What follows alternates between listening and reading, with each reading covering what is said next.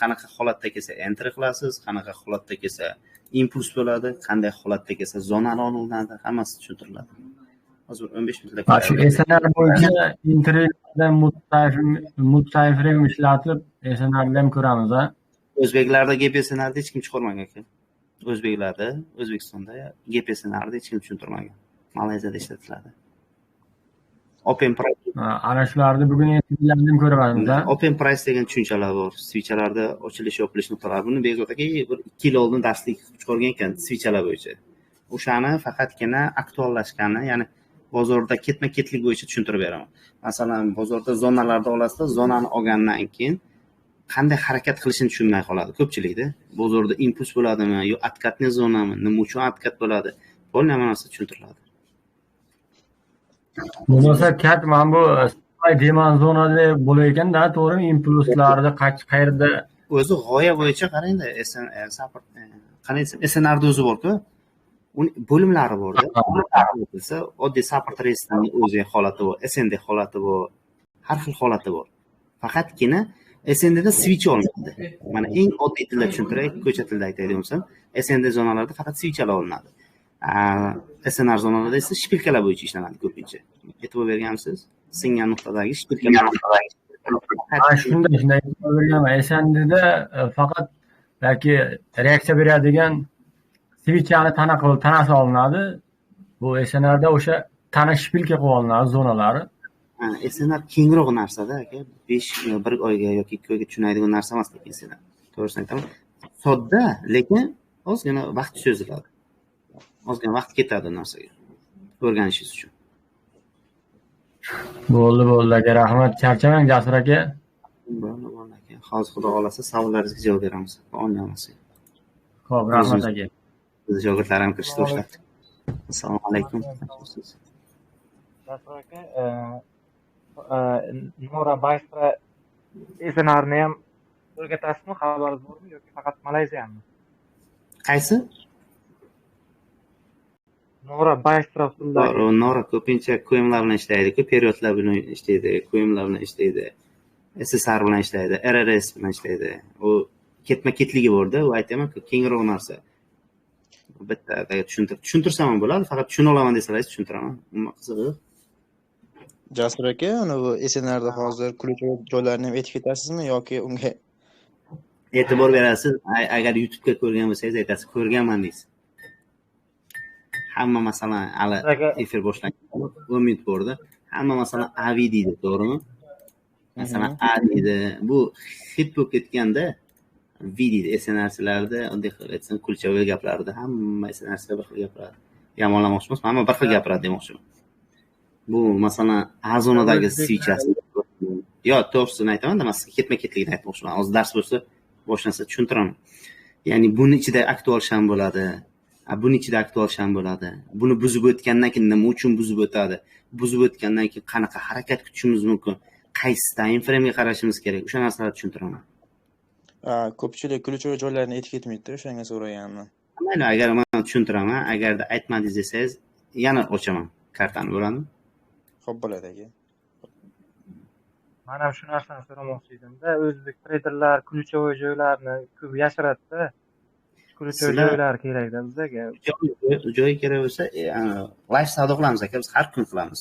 Bir kun emas, har kun live savdo bo'ladi. Kirib savolingizni bemalol beravering, bepul aka. Plat emas-ku. Okajon, Malayziya SNRda razdel periodli ishlaydimi? Ishlatiladimi? Ana shuni open price deyiladi. Razdel periodda open price hozir GPSNR bor-ku. Mana shu GPSNRda open price bilan qo'shsangiz, periodga qo'shsangiz, keyin nima hosil bo'lishini tushunasiz. Kengroq narsa. GPSNRda ko'pchilik, to'g'risini aytaman, chalkashroq mavzuda. Ya'ni chalkash degani GPSNRda o'zini ichida shakllanadigan shami bor. Ketma-ketlik bor-da, ya'ni algoritmda ketma-ketlik sanash bo'ladi-yu, 1 2 3 4 5 deb sanaymiz. Xuddi algoritmda ham bunda ham shunday masala bor, ketma-ketlik bor. Bugun shunda hammasini mix qilib berasizmi yoki shunda shunaqa dars bo'ladimi? Agar 3 ta dars o'taman, 3 ta darsga 3 ta strategiyasi beraman, bo'ladimi? Masalan, tayyor. Agarda o'sha bilan daromad qila olmasangiz, bilmadim, lekin trading sohasini tashlang deyman. To'g'risini aytaman. Tayyor narsasi beraman sizlarga. Bo'ldi, bitta gap iltimosim yo'q, bor edi rahmat. aka. Nimani? Bitta iltimosim bor edi. Deb. Mana bu darsni tushuntirasiz-ku, misol mana bunaqa chiziqlar bilan emas, o'sha bozorda tushuntirsangiz bo'ladimi? Misol bunda ko'rishga удобный. Bitta joyini aytaman. Ismingiz nima sizni? Boburjon. Uzr, eshitilmadi. Boburjon. Boburjon aka, qarang. Любой parayizni aytasiz. Bo'ladimi? Любой parayizni isbotlaganaman. Bitta parada emas, любой parayizni isbotlaganaman. Faqatgina bozorda oddiy qilib aytilganda hamma bir xil ko'radi. Ya'ni qanday? Agarda bizda mana shu tanga deb tushunadigan bo'lsak, tangani oldi qismi deb tushunadigan bo'lsak, hamma bir xil ko'radi. Bir xil. Lekin tangani mana bu qismiga e'tibor berishmaydi. Nima uchun u holat bo'lishi kerak? Qanaqa shamlar kelyapti? Nima uchun ketma-ketlik bormi? Tasdiqlanganmi, yo'qmi? O'sha narsalarga e'tibor berish kerak. O'sha joylari bor. Keyin har bitta shpilka o'zi gapiradi. Bitta narsani to'g'ri tushuningizlar. Har bitta shpilka ketma-ketlikda gapiradi. Yechilgan shamlar bu, yechilmagan shamlar bu. Qaysi time frame qarash kerak o'sha yechilgan shamni, o'sha holatlari ham borda. U yo'q endi tajriba. Bobur aka. Xo'p bo'ladi aka, tushunarli. Assalomu alaykum aka. Assalomu alaykum. Ana sabit resistance bor aka. Xo'p. Misol uchun yo minimumda yo maksimumda bo'lsa, yig'ilib qolgan joyda sabit resistance deb olamiz-a? Yo'q, bozorda minimum yoki maksimumda olinadi sabit resistance. Atrobotga zonalar olinadi doim. Ashani Aslbek aka o'tib beradi. Haligi ashi yorib o'tgan kulchovning urug'lar bor aka. Ob'yom bilan yorib o'tadi tanish ham. O'shanda minimumiga kichkina time frame'ga o'tib Fibonacci'ni tortsak 618 zonasiga boryapti. Shunga yana birorta filtr qo'shsak bo'ladimi? Hozir ko'rasiz-da. Qani qo'shib beraman. Xo'p. Xo'plasangiz Fibonacci aka. Xohlasangiz Fibonacciga qo'shib beraman. Xohlasangiz boshqa narsaga qo'sh. Ixtiyoriy strategiyani ayting. Men kombo qilib beraman sizga bo'ladimi? Ixtiyoriy strategiya farqi yo'q. Faqatgina ICT ni aytmaysiz. Nima uchun? ICT da termin ko'pda. FVG deydi, IFVG deydi, PPR deydi, imbalans deydi, bir dunyo narsasi bor. Uni birinchi navbatda yodlashingiz kerak-da. Maqsadini tushunishingiz. Bunda termin kamda, SNR da termin kam. Faqatgina mohiyatini tushunsangiz bo'ldi, ishlatasiz. Xo'p, rahmat. Jasur aka, shu bozorda SNRga taalluqlimi, masalan, liquid? Da. Juda taalluqli. Fake outlar nima uchun bo'ladi deb o'ylaysiz? O'shani so'ramoqchi edim-da. Fake outlar o'sha uchun bo'ladi. Zona nima uchun SNRda bitta oltin qoidasi bor-da. Zonani tanavul bilan proboy qilmas ekan, u zona buzilgan hisoblanmaydi. Shpil ko'radimi? 500 punktli shpil ko'radimi? O'sha zona buzilmas ekan tana bilan, u aktual turaveradi o'sha zonangiz. O'sha SNR qaysi time frame aktual doim? Hozir tushuntiraman aka. Hozir hamma kirsa, ya'ni 5 minut kutamiz, bo'ldi boshlaymiz. Bitta xarakter bor. Tushuntirgan narsani iloji bo'lsa olishga harakat qilinglar. Ya'ni yangi odam kirib efirda o'rtadan chiqib qolsa ham tushuntirish g'alatiroqmi? Assalomu alaykum, Jasur aka, tuzimsiz? Assalomu alaykum, qanaysiz, brat, tuzimsiz? Rahmat, charchamayapsizmi aka? Xudoga shukr, o'z qanaysiz? Savdolar qanaqa? Zo'r, rahmat. Bo'lyapti, xudo xolasa, yoryapmiz. Ketyaptimi? Dollar yenani ko'rdingizmi, uchib ketganmi? Ha, ko'rdim. Asha aytilgan joydan ketdi. Ketma-ketlik bo'yicha-da. Ha, gap yo'q, analizga gap yo'q unda. Hozir o'shani tushuntiraman, nima uchun shanaqa aka, hozir xudo mahal bo'lib qoldi. Bir 5 minutdan keyin boshlasak bo'ladimi? Hammada uzr so'ragan holatda.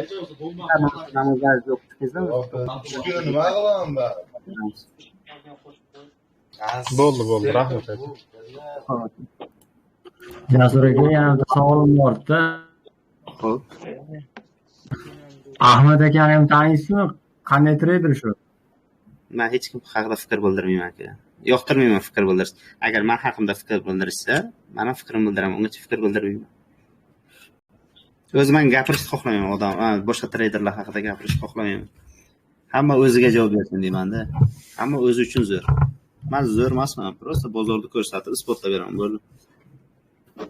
Aytmoqchi bo'lganingiz endi yaxshi tushuntirgan ekan demoqchiman-da.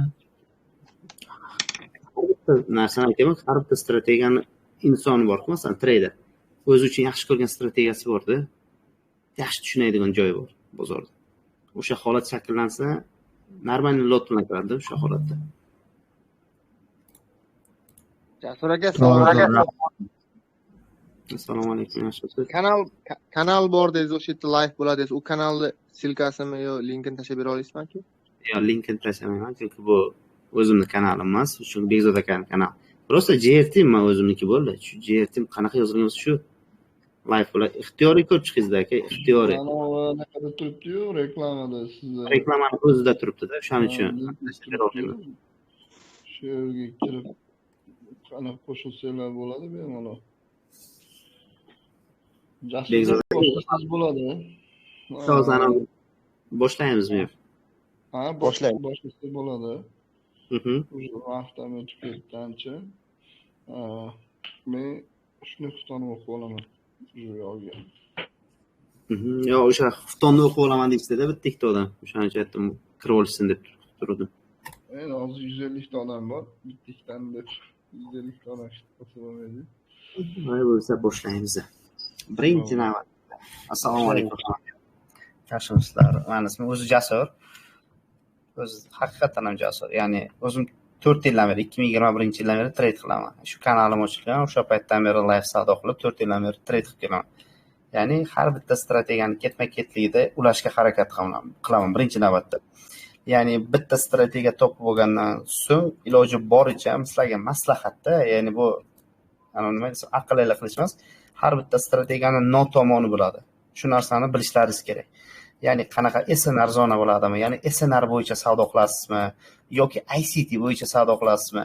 Siz nima o'rganishingizdan qat'iy nazar o'sha strategiyani notomonini tushunmas ekansiz, bu sohadan daromad qilishingiz qiyin bo'ladi. Nima uchun deganda, siz o'sha notomonini ko'rgan holatingizda o'sha zelkani ochmagan bo'lasiz. O'shaning uchun iloji boricha har bitta strategiyani notomoni bilan o'rganishga harakat qilingizlar. Ya'ni bugungi vebinarimizda biz impulsdan oldin shakllanadigan modellar haqida, ya'ni noodatiy ishlash uslubi GPSNR, ya'ni malayziyaliklar ko'p ishlatadigan GPSNR bo'yicha savdo qilamiz, o'rgataman va aktual shamlar haqida o'rgataman. Ya'ni aktual sham deganda nimani tushunishimiz kerak? Har bitta zonani o'ziga nisbatan ishlab berish koeffitsiyentini yuqori qilib beradigan shamlar bor. O'sha holatni nimadan keyin nima shakllanishini tushunishingiz kerak. Xo'p, endi bugun sizlarga har bitta strategiyani foydalanishingizdan oldin har bitta insonning o'zini multi time frame'lari bo'ladi. Time frame'lar orqali ishlash degan tushuncha bor, to'g'rimi? Ya'ni biz o'sha narsani sizlarga boshidan o'zim ishlatadigan time frame'lar va nima uchun ishlataman va qaysi time frame'dan holat ko'rsam, qaysi time frame'ni enter qilishimgacha tushuntirib beraman. Birinchi navbatda time frame'lar haqida gaplashamiz. Ya'ni time frame'lar qachon aktual bo'ladi, qachon ishlatsak bo'ladi, qaysi time frame'ga qaraganda qaysi time frame'da ishlatiladi degan savol tug'iladi. Birinchi navbatda e'tibor beringlar. Doim men o'zimning ishlash uslubim bo'yicha doim ikkiga bo'laman bozorda. Men doim yo'nalish time frame'ga qarayman. Ikkinchisi entry time frame'ga e'tibor beraman. Ya'ni bular bir-biriga bog'liq. Ya'ni har bitta strategiyani bir-biriga bog'liq bo'lgan qismi bo'ladi. Ya'ni time frame'larga e'tibor beringlar, yo'nalish time frame bo'ladi, entry time frame bo'ladi. Ya'ni bularni qanday ishlatamiz degan savol tug'iladi. Agarda siz debir time frame'ga qarab analiz qildingiz, to'g'rimi? Agarda siz debir time frame'ga qarab analiz qiladigan bo'lsangiz, doim entry time frame men o'zim ishlatadigan sistema bo'yicha H1 M30 time frame'ga qarayman. Ya'ni H1 yoki M30 time frame'ga qarab entry qilaman. Ya'ni entryni shu time frame'larga qarab qidiraman. Agarda men H4 time frame'ga qaraydigan bo'lsam, SNR zona yoki qandaydir zonalarni oladigan bo'lsam, H4 bo'yicha doim enterni M30 va M15 time frame'ga qarab enter qidiraman, ya'ni shamlarni ketma-ketligiga qarab. Eng kichkina time frame, yo'nalish time frame'ga men H1 time frame'ni olaman. H1 time frame'dan kichkina time frame'dagi strukturaga tushmayman men. Nima uchun deganda, doim H1 dan kichkina time frame'larda fake outlar ko'p bo'ladi. O'sha holatni nazarda tutgan holatda M15 time frame'ga qarab enter qilaman. Ya'ni bu har bitta strategiyani o'zini time frame bo'lgani kabi, men o'zim ishlatadigan sistemani bir qismi hisoblanadi.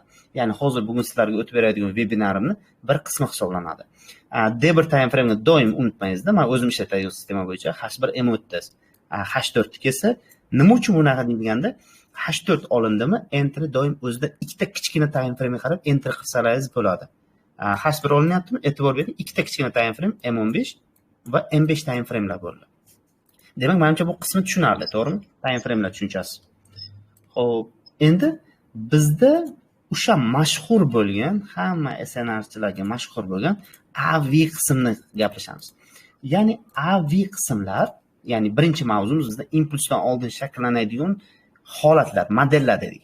Ya'ni o'sha modellarni tushunishimiz uchun ushbu holatda bir qismini tushunishimiz kerak.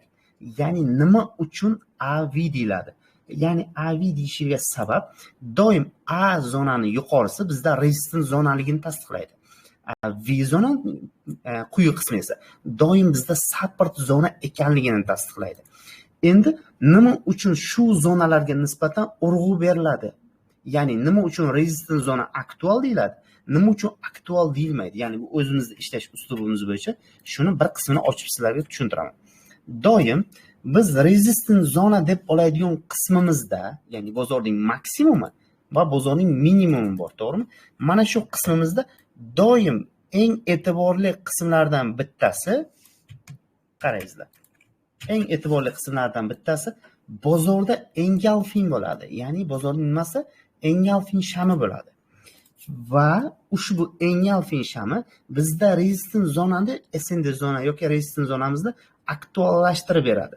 Va ushbu zona bizga SNR zonamiz bo'yicha hamma faqatgina sizlarga line chat holatini tushuntirishi mumkin, lekin ichida qanday sham bo'ladi, nima uchun o'sha sham xarakter ko'rsatishi kerak, nima uchun xarakter ko'rsatmaydi degan savollaringizga javob beraman. Endi e'tibor beringizlar. Bizda ushbu zona resistance zona deb oldik, to'g'rimi? Xo'p, resistance. Ya'ni alfabetda bitta ikkita kamchiliklar bo'lib qolsa, to'g'rilab olasiz o'zlaringiz uchun. Resistance zona deb oldik. Lekin line chat holatda mana bu holatni ko'rishlaringiz mumkin. Line chat holatda bizda resistance zona deb olishimizni tasdiqlab beruvchi engulfing sham bo'ladi. Va ikkinchi holati bor. Bitta sell shamni 2 va 3 ta sham bilan yorib o'tsa ham aktual hisoblanadi. Resistance zonamiz. Endi e'tibor beringizlar. SNR zonani oltin qoidasi bor. Ya'ni oltin qoidasi nimadan tashkil topgan? Resistance zonaga kelsa doim bozorda sell idea qidiriladi. Sell signal qidiriladi, buy signal qidirilmaydi. Bozorning minimum nuqtasi support zonaga keladigan bo'lsa, doim minimum nuqtadan biz buy nuqtani qidiramiz. Endi buy nuqtada qanaqa holat bo'lishi mumkin? Ushbu holat bizda qanday holat bo'lishi mumkin dedik? Bozorning minimumida ham xuddi shu holat shakllanadi dedik, to'g'rimi? Hop, bu qismni o'chiramiz. Bu resistance zona bo'lib qoldi. Bizda support zonamiz nima bo'ldi? Bozorning minimum nuqtasi bo'ldi. Endi ushbu zonalar qanday xarakter ko'rsatadi? Sizlarga bir qismini tushuntiraman. Support bo'lib berdi. Endi e'tibor beringizlar. Biz oltin qoidamiz bo'yicha bizda resistance zonamizga kelgandan so'ng biz sell signal qidirishimiz kerak dedik. Support zonamizga kelsa, biz doim buy signal qidirishimiz kerak dedik. Endi shunday holatlardan bittasi aktual shart tushunchasi nimadan iborat? Bizda doim resistance zona buzilgandan so'ng ushbu zonada buzilish mobaynida urg'i mana shu qismni buzilish mobaynida beriladi. Shu zona buzib o'tildimi? E'tibor berishlaringiz kerak bo'lgan qism, agar shu qismda engulfing shami bo'ladigan bo'lsa, bitta shamni katta sham bilan yutgan holati bo'ladigan bo'lsa, ushbu zona bizda xarakter ko'rsatadigan, ya'ni shu zonada bizda impuls bilan ketishi bo'lishi, impuls bilan ketishini tasdiqlaydi. Bir xil holatlarda ko'rasizlar, bitta shamni 4 ta 5 ta shamlar bilan buzgan holatini ko'rishlaringiz mumkin. Nima uchun bozor ozgina pastroq tushadi? Ya'ni undan ostidagi mana bu impulsdan oldin shakllanib ketadigan strukturaning mana bu impulsdan oldin shakllanib ketadigan strukturaning engulfing shamini olib ketadi doim. Ya'ni buni hozir bozordan isbotlab ko'rsatib beraman. Endi e'tibor berishlaringiz kerak bo'lgan qismlarni tushundingizlarmi? O support bilan resistance. Kim tushunmagan bo'lsa so'raysizlar. Kimda savol bor?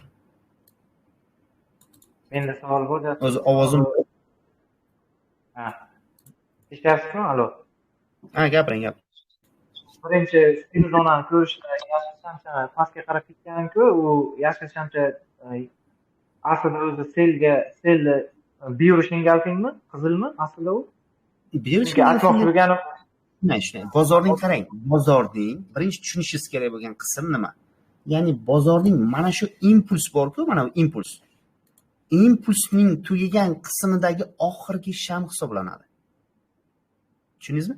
Shu shamning yutilishi bizda signal beradi, signal vazifasini bajaradi. Tushundingizmi? tushundim hozir. Rangi yashil bo'lganiga tushunmay qoldimda. Rangi yashil-ku. Yo, bitta sel shamni uzr. Mana bu qism adashib ketman, uzr. Mana bu baysham. Bunaqa ochilmaydi demoqchiman-da. Bo'ldi. Mana sel sham bo'ldi. Men teskari qilib qo'yganman-da buni. Bu sel sham bo'ladi, bu to'g'ri bo'ldi. Endi tushundingizmi? To'g'ri bo'ldi. Demak, bir qismini tushundingizlarmi? Kim tushunmagan bo'lsa savol beringizlar.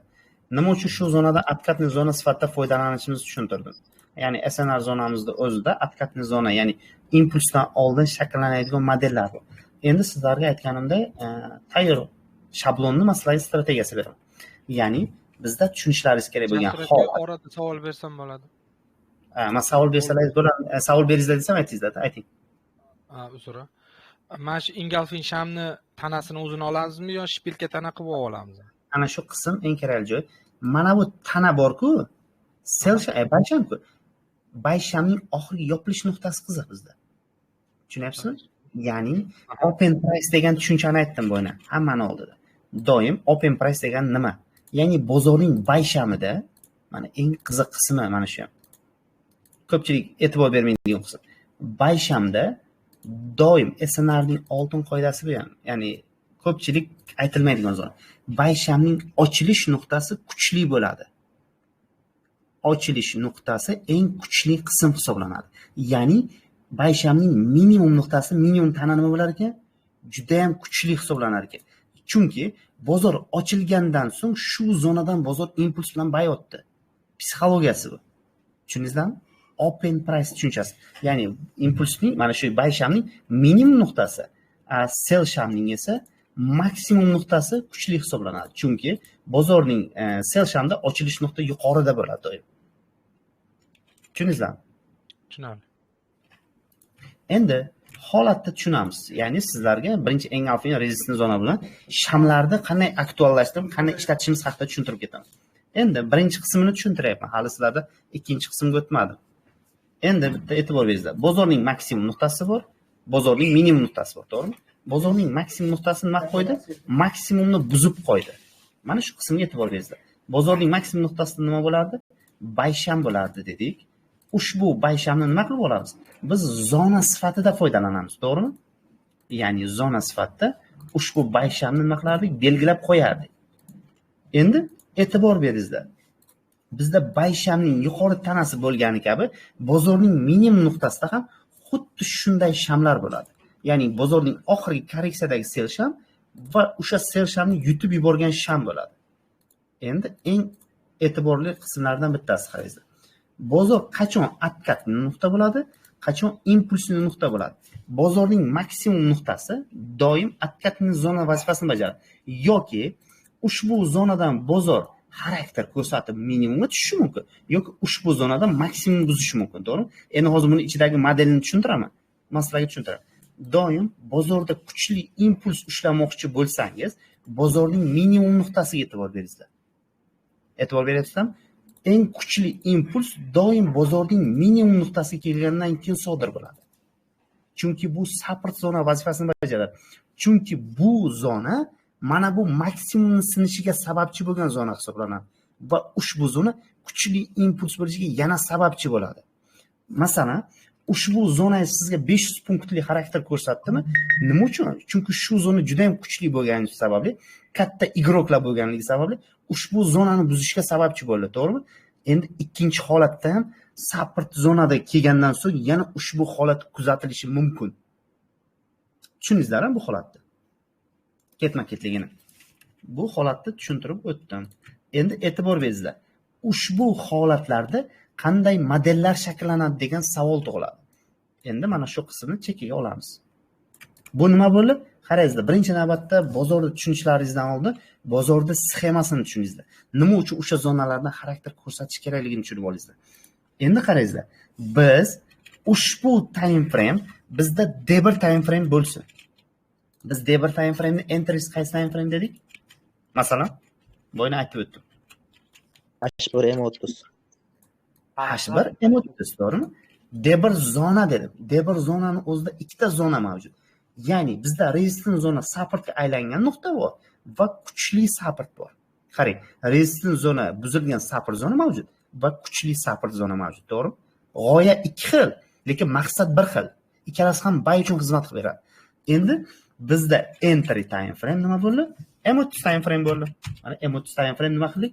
Bizda entry time frame ekanligini bildik.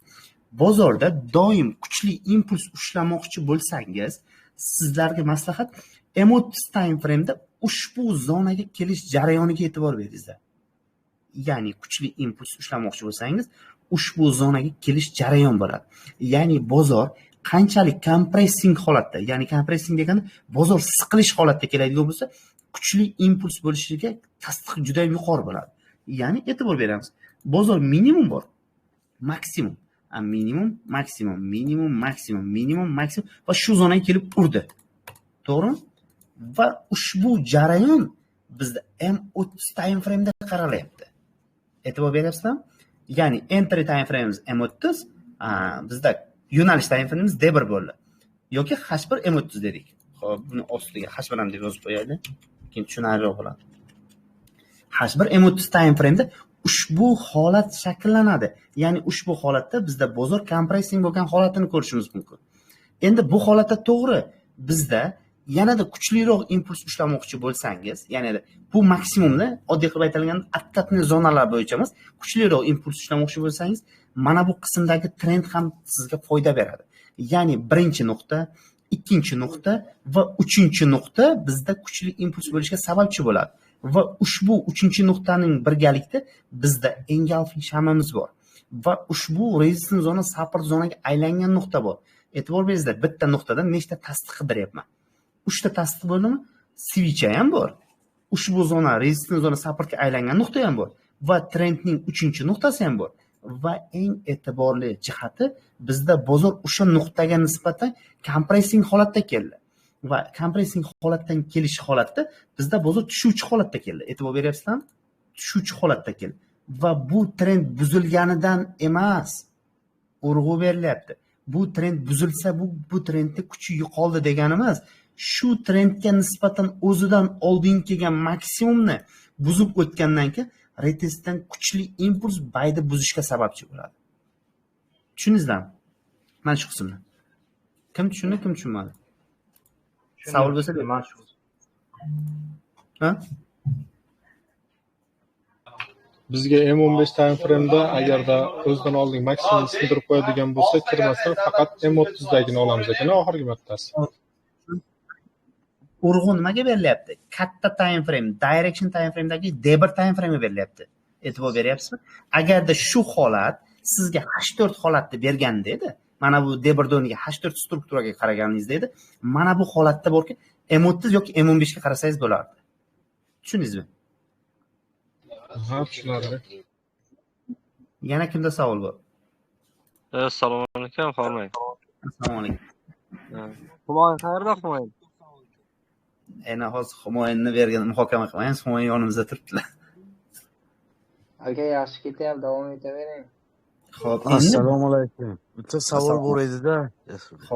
Mana hozir shu zonaga M30 da kiradi-ku, bir marta kirib chiqsa uje aktualni ishlaydimi shu normalni или ikkinchi marta qaytib kirib yaxshiroqmi? Yo'q, sizga urg'u berildi. Urg'u nimaga berildi? Shu zonaga kelib tekkandan so'ng o'zidan oldin trendini buzib, maksimumni ham buzsa, bo'tkaga chiqib ketadi bozor. Kamdan kam holatda mana bu zonaga keladi. Shuni o'ziga tez berib ketadi bozor doim. Manda ko'pincha ikkinchi marta ham qaytib mana hozir ko'rsatyapsiz-ku, trend liniyani, mayda tepadagi trend liniyani buzadi-da, qaytib kirib ichkariga keyin chiqib ketadi-da, manda ko'p kuzatiladi shunaqa. Hozir bozordan ham ko'rsatib beraman. Buni bozordan ham ko'rsatib beraman. Rahmat. Xo'p, hech kim savol. Assalomu alaykum. Mabodo mana shu zonada qanaqadir yangilik chiqib turib, buzib qo'ysa qanaqa bo'ladi? Hech qaysi strategiya yangilikka ishlamaydi. Yangilikka ishlaydigan sham bor. Yangilikka ishlaydigan sham bor. Ya'ni yangilikni kuchiga qarab bozorda qolib ketilgan shamlar bo'ladi. Ya'ni bozorning o'rtasida turgan bo'lsa, birinchi tushunishingiz kerak. Ya'ni CPI yangiligi bo'ladigan bo'lsa, CPI yangiligi bir tomonni tozalagandan keyin ikkinchi tomonga harakat qiladi. Ya'ni o'sha tozalash jarayonida qolib ketilgan shamni olib qaytadi. Xurshidbek aka, tushundingizmi?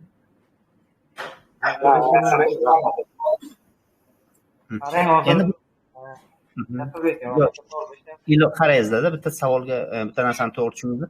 O'rgatilgan strategiya bo'yicha savollaringiz bo'lsa beringizlar, keyin oxiriga keyin savollaringizni tushuntirib beraman. Strategiyadan tashqari. Men mikrofonlarni o'chiryapman.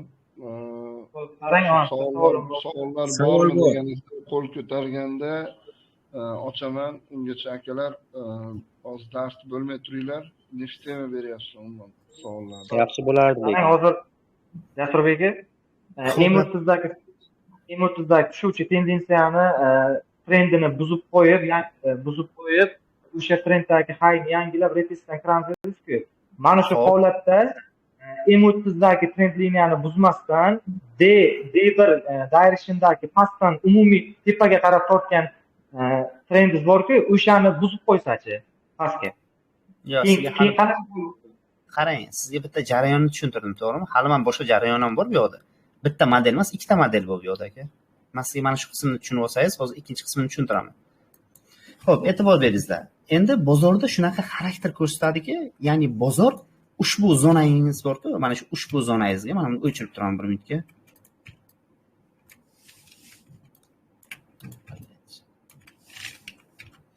Ushbu zonangizga nisbatan impuls bilan kelmaydi. Ya'ni sizga ushbu zonaga kelgan holatida mana bu holatda impuls bilan keladi zonaga nisbatan. Zonaga nisbatan impuls bilan keldimi, siz tushunishingiz kerak. Bu zona faqatgina откатный zona. Ya'ni ikkinchi zonangiz bor, siz kuchli xarakter ko'rsatadigan zona. Ushbu holat sizga mana shuncha yurish qilib berdimi, bozor kompressing holatda tushgandan keyin bozor yana shu maksimumga harakat qiladi. Nima uchun?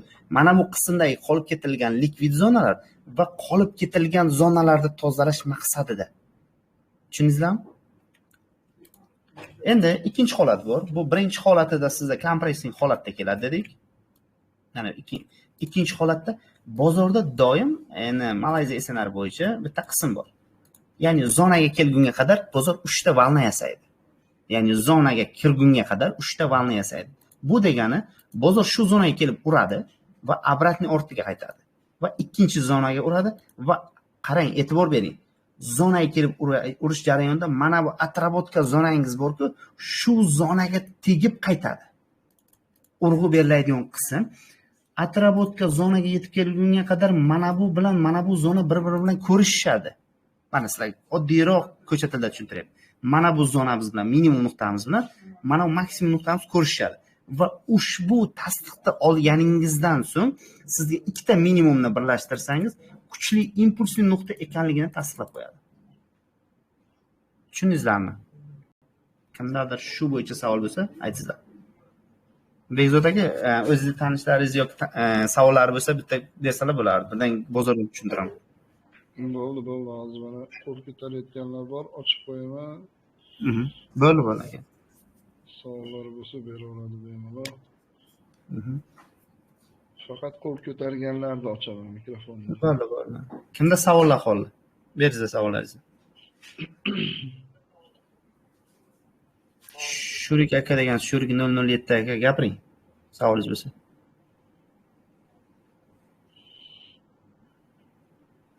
Ovozim boryaptimi sizlarga? Boryapti. Savollari yo'q. Yo'q, shu hali kayf qilishadi, shunchaki qo'l programmani bossa, mikrofonni ochsa, shunaqa kayf o'ynab o'tirishgan. Savollar bo'lmasa, assalomu alaykum aka, yaxshimisiz? Yaxshimisiz, rahmat. Aka, bu o'rgatayotgan narsangiz minimum time frame'larda ham ishlaydimi? Eng minimum time frame qaysiga tushamiz dedim bo'yna. Eng kichkina time frame H1 ga tushamiz. 5-15 Yo'q, H1 dedik-ku, struktura fake out. Ya'ni siz stabilni daromad qilmoqchi bo'lsangiz, eng kichkina struktura H1 ga qarang. Undan kichkina time frame ga qaramang, maslahat sizga. Ha, chunki men asosan SMC bilan patternda ishlayman. Klassikada o'shancha so'rovda. Yo'q, eng kichkina time frame struktura, ixtiyoriy strategiyangiz bo'ladigan bo'lsa ham, eng aktual holat H1 time framening strukturasi beriladi. Chunki ko'p fake out holatini ko'radi-da, order blokda oladi, qanaqadir imbalanslarda oladi.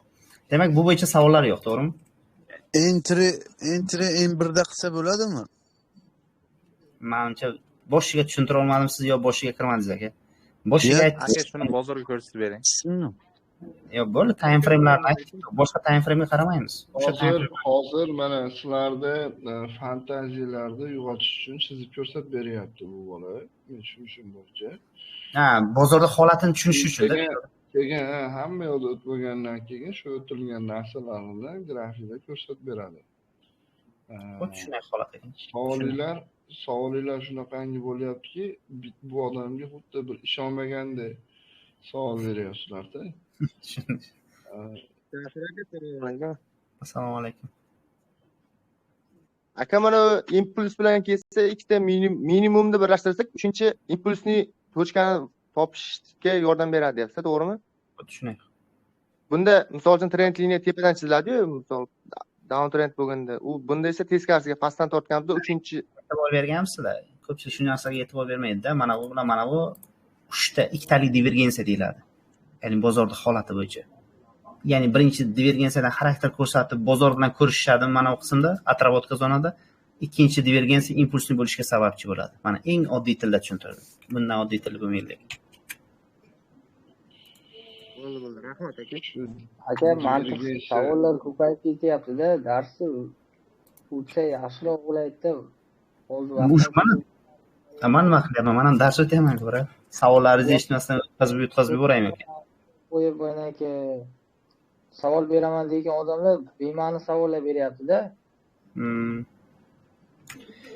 Xo'p, bo'lmasa bu qismni tushunib oldingizlar. Endi qarangizlar. Xuddi shu holatda ikkinchi mavzumizga o'tamiz, keyin 3 ta mavzuni birlashtirib beraman-da sizlarga. Bu holat birinchi holat. Buni xohlasalaringiz olib qo'yamiz chekiga. Yonimdagi grafikka qo'shib qo'yaman-da buni. Yoki Bekzod aka 1 minutga rasm olsa bo'ladimi o'zim? Yo'q, to'xtang. Hop, buni hozir 1 minutga o'zimga tashlab qo'yaman. Yo'q, qalamga tashlab qo'yavering. Sizga anaqa do'st berganman, adminsiz. Yo'q, tashlasam bo'ladimi? Baribir o'zingizdan so'rash kerak-da aka. Bering, bemalol. Sizni baribir kanalingizga bo'ladi. Ha, bo'ldi, tashlabsiz-ku. Tashlabsiz. Bu rasmga bo'ldi, tashlab qo'ydim. Translyatsiya qilib ketyapman-da men. Bo'ldi, men tashlab qo'ydim. Endi bozorda eng ikkinchi holat, ya'ni ikkinchi mavzumiz gap SNR mavzusi. O'zi gap SNR bo'yicha nima deyish kerak? Ya'ni gap SNR qanaqa holatda keladi? Nima uchun olinadi? Ya'ni boyagi urg'u bergan open price degan tushunchamiz bo'yicha, open price bo'yicha tushunchamizga gap SNRni qo'shamiz. Ya'ni ikkita strategiyani kombo holatida ishlatamiz. Ya'ni bozor chiqib ketish jarayonida, mana e'tiboringizda, bozor chiqib ketyapti, mana bu bayshamlar. Mana bayshamlar ketyapti, to'g'rimi? Ya'ni gap SNR mavzusimiz bo'yicha holatni tushuningizlar. Doim ikkita baysham bo'lgan holatida doim ikkita soya o'zidan o'zi belgilanadi. Gap SNR mavzusimiz bo'yicha. Va ushbu soyalarda, agarda ushbu soyalar, ya'ni entry time frame bo'yicha qanday tushuntirgan bo'lsak, ya'ni daily time frame da ushbu holatni ko'radigan bo'lsangiz, doim ichki time frame da qanaqa holat bo'ladi? Ya'ni ichki time frame H1 M3 time frame doim ichida aktual base bo'ladi. Ya'ni base degani bitta shamni ichida bir nechta shamning harakati. Tushundingizmi? Ya'ni eng oddiy tilda tushuntiraman. Bitta shamning ichida, bitta bayshamani chiqib ketadigan, mana shpilkaning ichida bo'lishi kerak. Ya'ni bozorda o'rtasida yoki tananing o'rtasida emas, mana shu ikkita shpilkaning orasida doim aktual base qolib ketadi. Ya'ni mana bunday holat bo'lishi mumkin. Sell sham,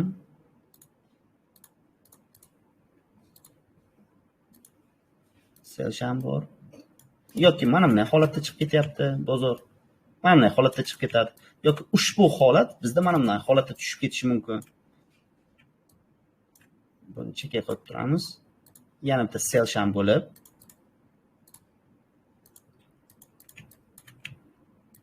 mana bunday holatda chiqib ketgan bo'lishi mumkin, har xil holatda. Ya'ni faqatgina shamning ichida 2 yoki 3 ta harakat bo'lishi kerak. Ya'ni shamning ichida deganim, mana shu shpilka, ikkita shpilkaning orasida bitta shamning ichida bir nechta harakat bo'lishi kerak. Ushbu holat bizda mana shu gap SNR zonamizni aktuallashtirishga sababchi bo'ladi. Tushundingizmi? Ya'ni mana bu holatda ham yoki mana bu holatda ham bo'lishi mumkin.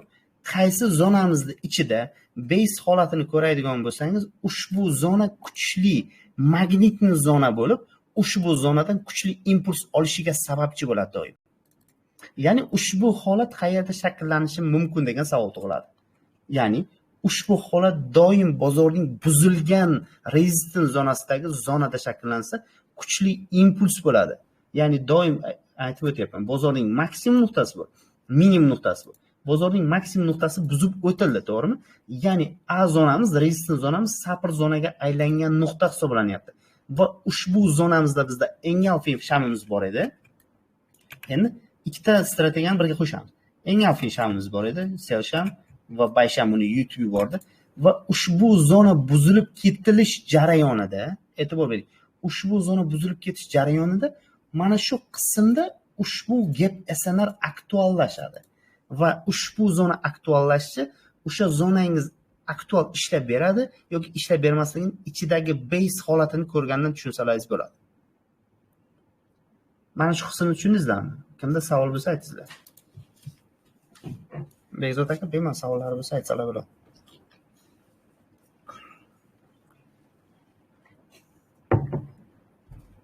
Xo'p, men o'zim yoqtiray. Qarol trader degansiz. Gapirsangiz bo'ladi aka. Game over. Shu game over akadan yaxshi fikrlar chiqadi. Bekzodjon aka savol beravering. Aka, misol uchun mana shuni qaysidir time frame'da ko'ryapmiz, H1 yoki H4 da. Yo'q, bitta joyini to'g'ri tushuninglar. Ushbu holatni faqatgina H4 time frame'dan katta time frame'da ishlatasizlar. Doim mana bu yerda yozib qo'yaman. H4dan, H4da o'zi ham bo'ladi. H4dan katta TFda ishlatiladi. Tushundingizmi? Shu H4da ko'ryap turgan bo'lsak, bezi ham bizda H4da bo'ladi. Game over aka, sizni o'chirib qo'ydim aka. Yoningiz juda ham shovqin. Nima deysiz? Boshini ayting.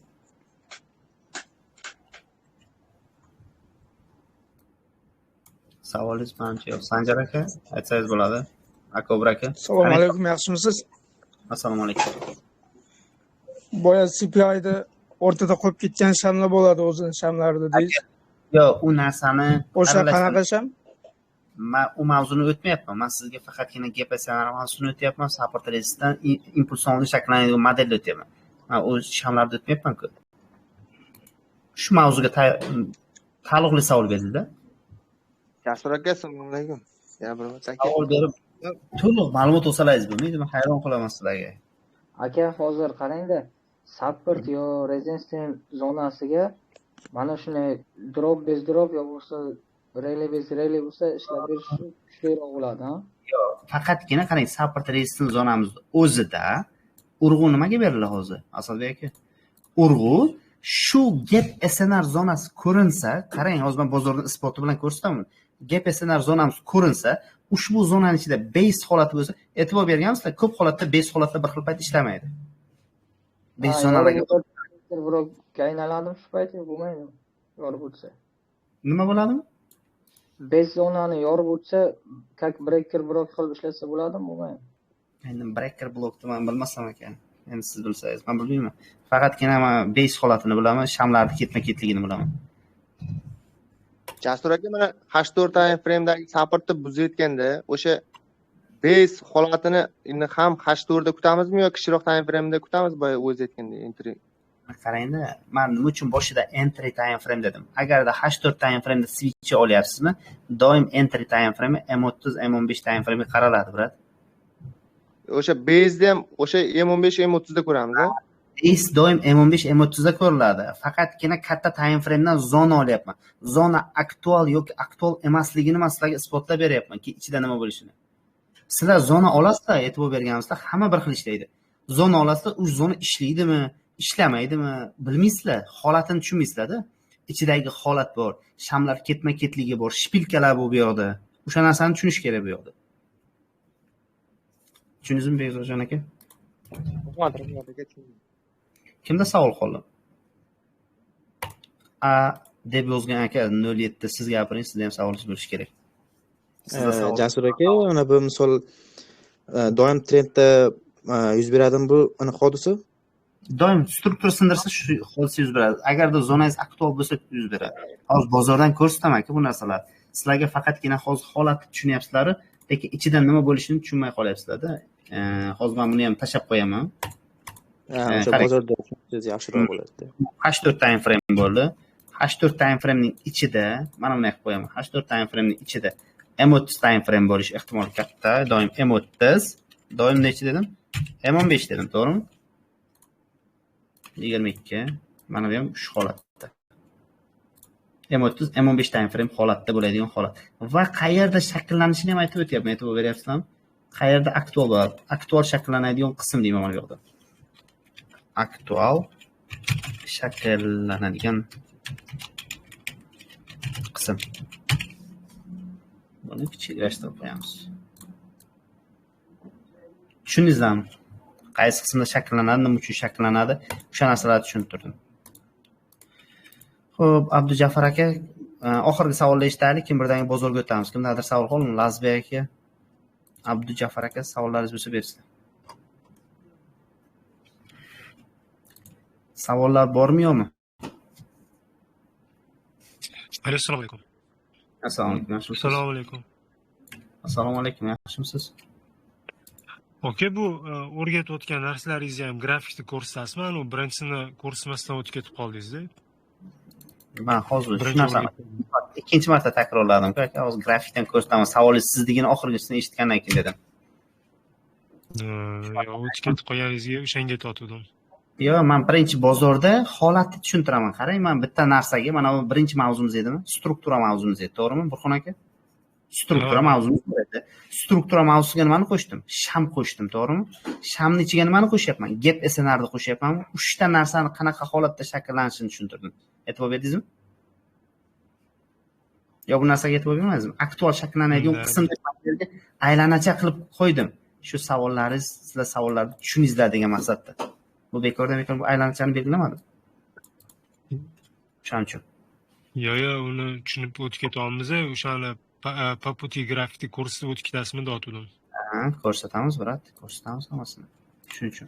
Demak, savollar yo'q unda, to'g'ri. Endi men sizlarga ixtiyoriy para tanlashlaringizni maslahat beraman. Men tanlamayman. Men hech narsaga tayyorgarlik ko'rmayman, to'g'risini aytaman. Ixtiyoriy para tanlaysiz, ixtiyoriy parada isbotlab beraman. Faqatgina NZD parasida ishlatmayman men. Shu narsani aytib qo'yay. NZD parasida. Aka, Tillada Gold ham ixtiyoriy tillarni ochamiz. Tillada. Xo'p, endi tillarni ochdik. Birinchi bozorda ochganda nimaga e'tibor berasizlar? Bozorda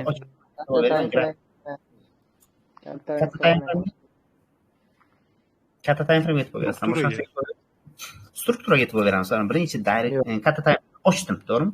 Katta time frame'ni ochganimda birinchi strukturaga qaradim, to'g'rimi? Xo'p, endi qarang. Qarang, bozorda ketma-ket chizamiz. Bozorda aktual strukturani chizamiz. Aktual bo'lmagan strukturani chizmaymiz. Bizda bozorda maksimum bu, to'g'rimi? Bu ichki maksimum. Bu nima? Tashqi maksimum bormi? Bozorda birinchi strukturani chizib olayman. Bozorda birinchi struktura chizib beraman. Maksimum, minimum. Bozorda maksimum, minimum. Bozorda maksimum, minimum. Bozorda maksimum ketdik. To'g'rimi? Mana men birinchi maksimumlarni belgilab oldim sizlarga tushunarli bo'lish uchun, har bitta zona qanday ishlaganini tushuntirib berish uchun. Xo'p, endi ikkinchi qiladigan ishim, men aytdim, zona sinishi bilan bozorda aktual bo'lsa, o'sha zonaga tez berib ketadi dedik, to'g'rimi? O'sha zonaga nisbatan tez berib ketadi dedik. Bizda mana bu maksimum nima bor edi? Resistance zona edi. Ya'ni bizda nima edi? Bu engulfing edi. Men hozirgi tushuntirgan narsam engulfing holat. Xo'p, mana buni qorayib qilamiz. Engulfing holat. Ushbu holat biz uchun nima uchun ishlab berish kerak edi? Shu zonaga kelganda sel ketish kerak edimi? Burxon aka? Ha, sel ketish kerak. Va ushbu zonani qarang, e'tibor bering. Shu zonani sindirib o'tishi bilan, mana e'tibor bering, sindirib o'tdi. To'g'rimi? Mana sindirib o'tdi. Sindirib o'tishi bilan bozor nimaga tez beradi dedim. Doim shu zonaga nisbatan tez beradi. Aktual bo'lsa, qarang, e'tibor bering. Ushbu zonani sindirib o'tdi, bozorda maksimum yasadi. Va ikkinchi maksimumga e'tibor bering. Ikkinchi maksimum sinib o'tdi. Bitta shamni katta sham yutganmi? Bitta shamni katta sham yutgan, to'g'rimi? Bozor tez bergan qism qaysi bo'lyapti? Shu zonami? E'tibor beryapsizmi? Nima uchun mana bu ichki maksimumni bozor buzdi deb o'ylaysiz? Mana bozor chiqdi, tushdi, chiqdi, to'g'rimi? Mana bozorda maksimum struktura-ku shu ham, to'g'rimi? Yo struktura hisoblamaysizlarmi? Asad aka? Yo'q aka, uni maksimum deb olmayman men. Nima uchun? Retest zona deyman просто, atkat. Retest bermadi-ku. Qani retest zona deysiz? Retest berib ketish kerak bo'lgan zona deysiz, to'g'rimi? Mana bu zonaga tegib ketish kerak bo'lgan zona deysiz, to'g'rimi? Men minimumni mana pastdan olaman. Agar minimum bo'lsa, trend o'zgargan deb o'ylayman. To mana bu engash fel qilib buzib ketdi-ku. Xo'p. Mana shu zonagacha, mana shu zonani tagidagi minimum borki, mana shuni buzsa, struktura buzilgan deb o'ylayman. Ungacha shu o'zi minimum, to'g'ri. Men sizga aytyapman, mana bu zonani ham struktura deb olasiz. Men chizgan narsa mana turibdi aka. lekin engash fel bo'lib ketmagan-da aka. Nima bo'lib ketmagan? Engash fel qilmaganda, shamni yutib olmaganda bitta sham bo'lib. Yo'q, bu buzib o'tmagan deb o'ylaysiz. Sizga bu engalfin deyilmaydimi? Bitta shamni katta sham bilan yutish engalfin emasmi sizda? Tepadagini aytyapman. Ha, bu nima? Ha, ana shuning uchun bo'yna nima deb aytdim? Rasmga bekordan bekor chizmadim. Mana bu qismga e'tibor beringizda, hozir men sizga bitta narsani tushuntiraman. Mana bu yerda rasm qo'yildi, to'g'rimi? Men aytdimki, mana bu engalfin deb oladigan zonangizga engalfin bo'lsa, o'sha zonani o'zidan ketadi dedim, to'g'rimi? Agarda ushbu zonangizga engalfin bo'lmaydigan bo'lsa, mana bu impuls bilan chiqib ketish jarayonidagi ichidagi engalfinga keladi dedim, to'g'rimi? Shu narsa esizdami? Ha. Endi mana bu rasmga e'tibor bering. Mana bunga bor edimi? Bitta sham bilan katta sham yutgani bor edimi? Agarda ushbu zonaga bo'lsa sizga mana shu yashil shamni bitta sham bilan yutgan dedi, bozor shuni o'ziga tez berib ketgan bo'lardi. Ha. Tushundingizmi endi? Xo'p, bu holatda olingiz. Endi qarang, siz ushbu zonani olganingizdan so'ng, ushbu zonani ichida bormi biror narsa? Mana qarang. Buzib kesib o'tdi. Mana kesdim. Bozorni kesdim, o'sha joyini kesdim. Bozorda eng kichkina time frame qaysi time frame qaraymiz dedim. Daily bo'lgandan keyin M15 bilan yo bo'lmasa H1ga. M30 yoki H1, to'g'rimi? Bozorda M30 bilan qanaqa holatda keldi? Yo'q. Holat bo'lishi kerak. Siz qasha qilib tashamangda, siz qasha qilib tashlayapsiz. Zonani oldingizmi? Mana zonani oldingizmi? Zonani olganingizdan keyin nima bo'ladi dedim. M30 time frame o'tsak bo'ladimi? M30 time frame. Bozor qanaqa holatda kelyapti? Kompressing holatda kelyaptimi? Trendli holatda kelyapti, e'tibor beryapsizmi? Ha. Uchta trend kelyapti, ha. O'sha 3 ta trend holatda ham kelyapti. Ya'ni to'g'ri, mana bu zonamiz bizda 3 ta trend holati, to'g'rimi? Lekin zonadan pastga. Lekin bozorda kompressing holat bormi mana bu yoqda? Kompressing holatda keyin doim unutmaysizlar. Kasanalar soni qancha yuqori bo'lsa, o'sha zona kuchli bo'ladi. Tushundingizmi? Biz mana buni deb oladigan bo'lsak, nechta kasaniya bo'lib qoladi? Bitta, ikkita kasaniya bo'lib qoladi, to'g'rimi? Asad aka. Agarda biz mana bu zonani olsakchi, bar, e'tibor bering, kasaniya soni 1, 2, 3, 4 mana bu holatni hisoblaymiz. 5 va ushbu zona buzilgandan keyin nima bo'lyapti? Men ushbu zona buzilishi bilan bay ketadi dedimmi? Yo'q, retest qilibdi. Trendni o'zidan oldingi kelgan maksimumni sindirib o'tgandan keyin bozor nimaga tez beradi dedim? O'ziga tez beradi dedim, to'g'rimi? Kuchli impuls olmoqchi bo'lsa, doim bozor o'zidan oldingi kelgan maksimumni sindirib o'tgandan so'nggina kuchli impuls bo'ladi. Undan keyin e'tibor berishlaringiz mumkin. Mana ichki struktura ham aktual bo'ladi, faqatgina uni modellari bor, o'zini holatlari bor. Men masalan bozorda chizib tayyorlab qo'ymadim. Bozorda ixtiyoriy parra tanlaysiz dedim. O'sha zona qanaqa ishlab berishini tushuntiraman dedim. Ushbu zonani test zonani olib qayerga hujum qiladi? Bozor doim maksimumga hujum qiladi. To'g'ri, kimdir aytishi mumkin. SNR zona bo'yicha mana atrofda maksimum nuqtalar bor edi-ku deyishlaringiz mumkin. Mana bu zonalar bor edi-ku. Yo'q, bozor bularga ko'z yumadi. Maksimum katta time frame bilan yuradi ko'pincha. Doim o'zidan katta time frame ga bozor bo'ysunadi. Xo'p, endi e'tibor bering. Bozor shu nuqtadan chiqib ketdi, to'g'rimi? Bu zonani ishlatib ko'rdingiz. Bozorda 3-holat qaysi? Mana bu zonada bitta shamni katta sham yutgan holat bormi? Yo'q, bu yerga yo'q. Keyin sizlarga bitta eng kerakli eng kerakli joyini tushuntirdim, to'g'rimi? Qarang, siz strukturani debir time frame'ga oldingizmi, siz hafta davomida savdo qilasiz, to'g'rimi? Hafta davomida yo oy davomida сделканgizni ushlaysiz. Lekin sizlarga maslahatim, ushbu holatda aktualroq foydalanmoqchi bo'lsangiz, H4 time bilan H1 ga o'tiringizlar. H4 va H1 time frame o'tirsangiz, har bitta korreksiyani ushlasa bo'ladi. Har bitta atrabotkadan to'g'ri foydalansa bo'ladi. Ya'ni bu demoqchi bo'lganim nima? Ya'ni bozor chiqib ketyaptimi? Qarang. Boyni debir bo'yicha nechta entry qildik? Shu zonada. Shu strategiya bo'yicha. Ikkita bo'lyapti, to'g'rimi? Bitta, ikkita bo'lyapti, to'g'rimi? Endi qarang. Siz kun davomida savdo qilmoqchi bo'lsangiz, nechta marta entry qilishingiz mumkin? H4 ga o'taman. Shu bozor chiqib ketgunga qadar nechta marta entry qilganimni ko'rsataman. Bozor maksimum sindi. High, low, high, low. Bozor maksimum singandan keyin nima bo'ladi dedim. YouTube yuborgan sham bormi mana bu yerda? Bitta shamni katta sham yutgan bormi? Bor. Mana.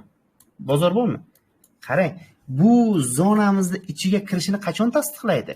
Mana shu engulfing shamimizni minimum nuqtasini tanasi bilan proboy qilmas ekan, u zona aktual turaveradi. E'tibor beryapsizmi? Bu zonani mana tanasi bilan pastga yorib o'tmas ekan, bu zona aktual turaveradi. Nima uchun? Bizda ikkita zonamiz bo'ladi dedim. Birinchi zonamiz o'zidan oldin kelgan atrabotkadagi engulfing, ikkinchi zonamiz bizda minimum nuqtadagi nima bo'ladi dedim? Поглощение bo'ladi, to'g'rimi? Agarda поглощение bo'lmasa, ikkinchi holat nima bo'ladi? Ikkita yoki uchta sham bilan yorib o'tgan shamni olsak bo'ladi deb aytdimmi? Zapis yana bitta eshitsalaringiz bo'ladi bo'lsa. Bitta sham bilan uchta shamni yorib o'tgan sham bizda ikkinchi zona sifatida foydalansak bo'ladi. Yana ikkinchi holatni qarang. Bu sham nima qilyapti? Bitta shamni nechta sham bilan yorib o'tyapti? 5 ta, 6 tami? Yo'q, shu maksimum siz struktura sanaydigan paytda bering.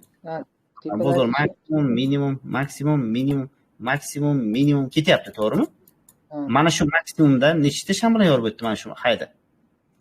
Mana bitta shamni 3 ta sham bilan yorib o'tyaptimi? 3 sham yorib o'tyapti, tanasini. Olsak bo'ladimi поглощение deb? Yo'q, bo'lmaydimi? Bo'ladi. Bozor qaysi qismdan ketadi? Ushbu zonadan ketyaptimi? Yana yorib o'tdi. Bitta shamni katta sham yutib yubordi. Shu zona switch deb zona deb olsak bo'ladimi? Qayerdan ketyapti bozor? O'zi yorib o'tgan joydan harakat qilib ketadi. Nima uchun shu zona ichkariroq kirmayapti? E'tibor beryapsizmi? Nima uchun bozor chuqurroq sho'ng'imayapti? E'tibor beryapsizmi? Chunki sho'ng'ish uchun asos kerak bozorda. Ya'ni mana shamlar ketma-ketligi bor hali. Bozor yana yorib o'tdi. High low. Mana e'tibor bering. Men high low'lardan belgilab ketyapman bir boshdan. Bozorda high. Buni hayda bo'lsam bo'ladimi? Qaysini? Mana buni hayda bo'lsam bo'ladimi? Yo'q. Nima uchun bo'lmaydi? Struktura bo'yicha olsam bo'ladi, lekin urg'u beramiz, qarang. Bu zonani ichida mana bu zonalarga nisbatan e'tibor bering. Har bitta engulfing belgilab chiqdim, to'g'rimi? Bitta engulfing, ikkita engulfing, minimum nuqtadagi engulfinglarni belgilab. Shu zonani buzib o'tgandan so'ng urg'u beryapman. Shu zonani buzib o'tgandan so'ng mana bu shamni nechta sham bilan yorib o'tdi? Bir nechta 6-7 ta sham bilan yorib o'tdi, to'g'rimi? Bu narsani ko'rishingiz bilan siz tushunib yetishingiz kerak. Ya'ni mana bu qismdagi A zona ishlamaydi. Ne aktual o'zi? Aktual emas, tushunyapsizmi? Demak, bu aktual bo'lmasa minimumdagi nima aktual bo'ladi? Engulfing aktual bo'ladimi? Demir zonada. Bu nimani olib ketyapti bozor? Demir zonasini olib ketyaptimi? Qarang, yana chiqib ketdi. Bitta sham bilan yorib o'tgan boyga. Zonani yorib o'tyaptimi? Tana bilan. Yo'q, shunga reyting ketyapti. Bizda SNR bo'yicha qoida nima edi? Zonani tana bilan yorib o'tmas ekan, zona aktualligicha turadi dedik, to'g'rimi? Xo'p, bozor maksimum yasadi, minimum. Men aytdim, minimumdan bozor kuchliroq xarakter olmoqchi bo'lsa nima qiladi? Mana shu qismini kesib tashlayman mana. Bozorning minimumi keldi, to'g'rimi? Mana bu ikkita, uchta. Mana bu nima dedim? Agarda bozor o'zidan oldin kelgan atrabotkadan xarakter olmasa deb tushuntirdim, to'g'rimi? Bozor o'zidan oldin kelgan atrabotkadan xarakter olmasa, o'zidan oldin kelgan minimumdan nima bo'ladi dedim? Kuchliroq impuls bilan chiqib ketadi dedim, to'g'rimi? Xo'p, endi qarang, shu joyini yana isbotlab ko'rsatamiz bozorda o'zidan. Qaysi time frame bu? H4 mi? Enter qilmoqchi bo'lgan time frame qaysi? M15, M30 mi? Shu zonaga nisbatan. Xo'p, M15 ga o'taman. Qarang, bozor zonaga kelib urdi. E'tibor bering, zonaga kelib urdi. Zonaga kelib urganda mana bu trendni olganim yaxshimi yoki kasaniyasi yuqori bo'lgan trendni olganim yaxshimi? Ko'proq kasana tegan trend olgan yaxshi. Kasaniyasi yuqori bo'lgan trend bizda aktual bo'lib ketaveradi aka. Tushunyapsizmi? O'shani yorib o'tdingmi, o'sha liniya yorib o'tgandan keyin bayga qarab entry qilib o'tsa, baribir entry bayga bo'ladi. Ya'ni buzib o'tmaydi bu zonalarni. Sizga prosta o'sha zonalaringiz qay tartibda ishlayapti, men sizga mana shu oxirigacha shu narsani isbotlab ko'rsataman. Zona nima qildi mana bu yerda? Oldi, chiqib ketdi hayga, to'g'rimi? Mana bu hayda nima qilib qo'ydi bozor? Sindirdimi? Qanaqa holatda sindirdi? Eng alfin holatda sindirdimi? Bitta shamni katta sham yutdimi? Bozor qayerdan test oldi? O'zidan oldi. O'sha zonani o'zidan test oldi. Nima uchun bu yoqqa tushmadi? Qarang, bu yoqda ham eng alfin bu. Bu yoqda ham eng alfin bu. E'tibor beryapsizmi? Chunki mana bu chunki bozorda birinchisi aktual, eng yaqini aktual bo'ladi. Impuls bilan o'sgandan keyin eng yaqin zonadan reaksiya olyapti. Mana bozor qayerdan reaksiya oladi? Nima uchun bu отказ? Hali bunga qizig'i yo'q. Bozor doim eng yaqinini birinchi aktuallashtiradi. Birinchi zonasini olib, hay ketaveradi. Bozor shu tarzda davom etadi. Mana shu tarzda davom etadi. Va shu tarzda davom etishi mobaynida nima bo'ladi? Faqat doim atrab o'tkazishdi. Doim atrab o'tkazishdi. Kimdadir savollar bo'lsa, bemalol berishingiz mumkin. Hozirgi mana bu o'rgatilgan narsa bo'yicha. Strukturani buzib o'tgandan keyin qanday ishlashdan ko'rsatasizmi? Xo'p, mana strukturani buzib o'tdi, to'g'rimi? Masalan, bayga ketyapti-da, selga o'zgardi. Keyin selga qanday ishlab ketaveramiz? Selga qayerdan ishlab ketishni aytyapsiz? Mana qarang, strukturani selga eng oxirgi minimum buzilib o'tgandan so'ng urg'u nimaga berilyapti? Eng oxirgi minimum, mana shu maksimum chiqib borish jarayonida eng oxirgi minimum qanaqa holatda buzildi? E'tibor bering, mana bu hay singanmi yo'q sinmagan ekan. Mana bu hay singan, to'g'rimi? Bozorning minimum nuqtasi qaysi? Mana minimum nuqta bormi? Minimum sindi. Urg'u beryapman, qarang. Bozor o'zini trendini nima qildi? Sirazi o'ziga retest berdi, impuls bilan yorgani uchun ham. Yo'q, e'tibor berdingizmi? Strukturani eng oxirgi minimum sindirdi. Bozor o'ziga test beradi doim. Yorib o'tishi bilan test beradi. Keyin qarangizda. Keyin bitta fake out holati bor. Fake out holatini ham tushuntiraman.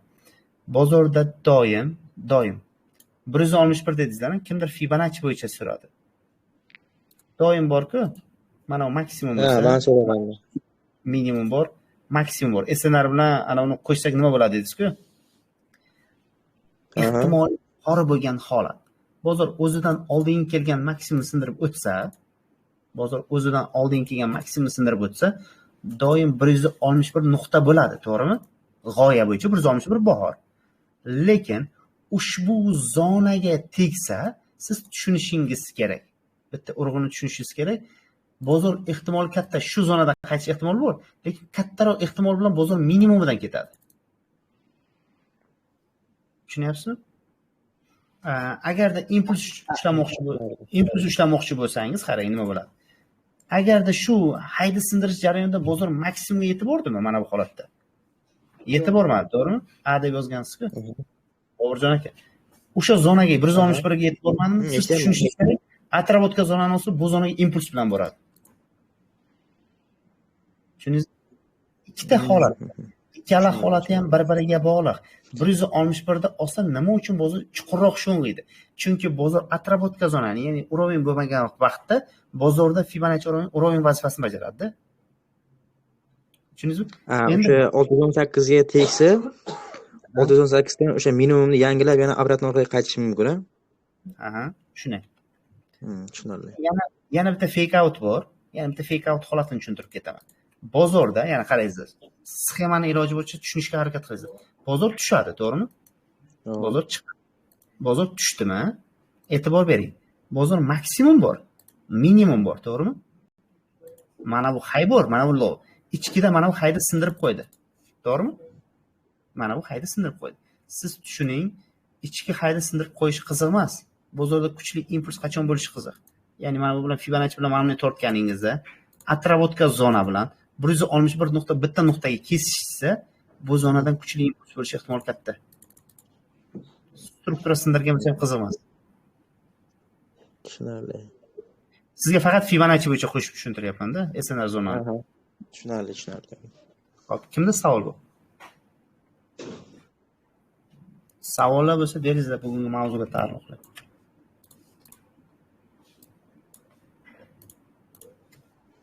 Kimda savol bor?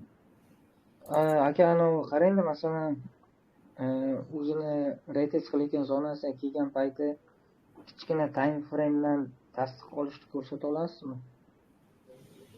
Sizga qarang, bozorni 3 ga bo'lib ko'rsataman. Boburjon aka, bozorni 3 ga bo'laman. Faqatgina bir-biriga bog'layman.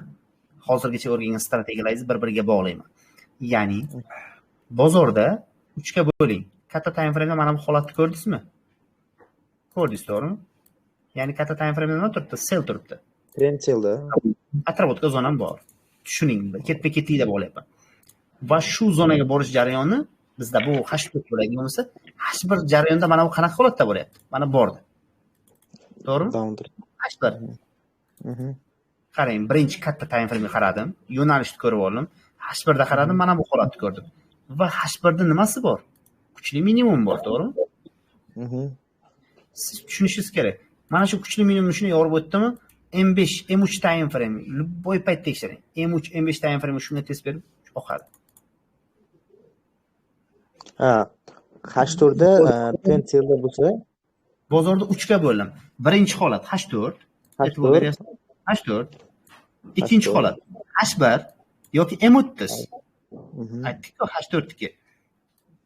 H1 yoki M30. Va shu zonaga kelgandan keyin oxiriga kelgan minimumni yorib o'tishi bilan M5 time frame ishlasangiz bo'ladi. Ikkinchi holati mana shu holatni o'zini yana filtrlasangiz bo'ladi. Shu zonaga nisbatan nima qilib qo'ydi bozor? O'zidan oldin kelgan maksimum sindirib qo'yganmi? Mana bu holatda. To'g'ri, mana sindirib qo'ygan. To'g'ri.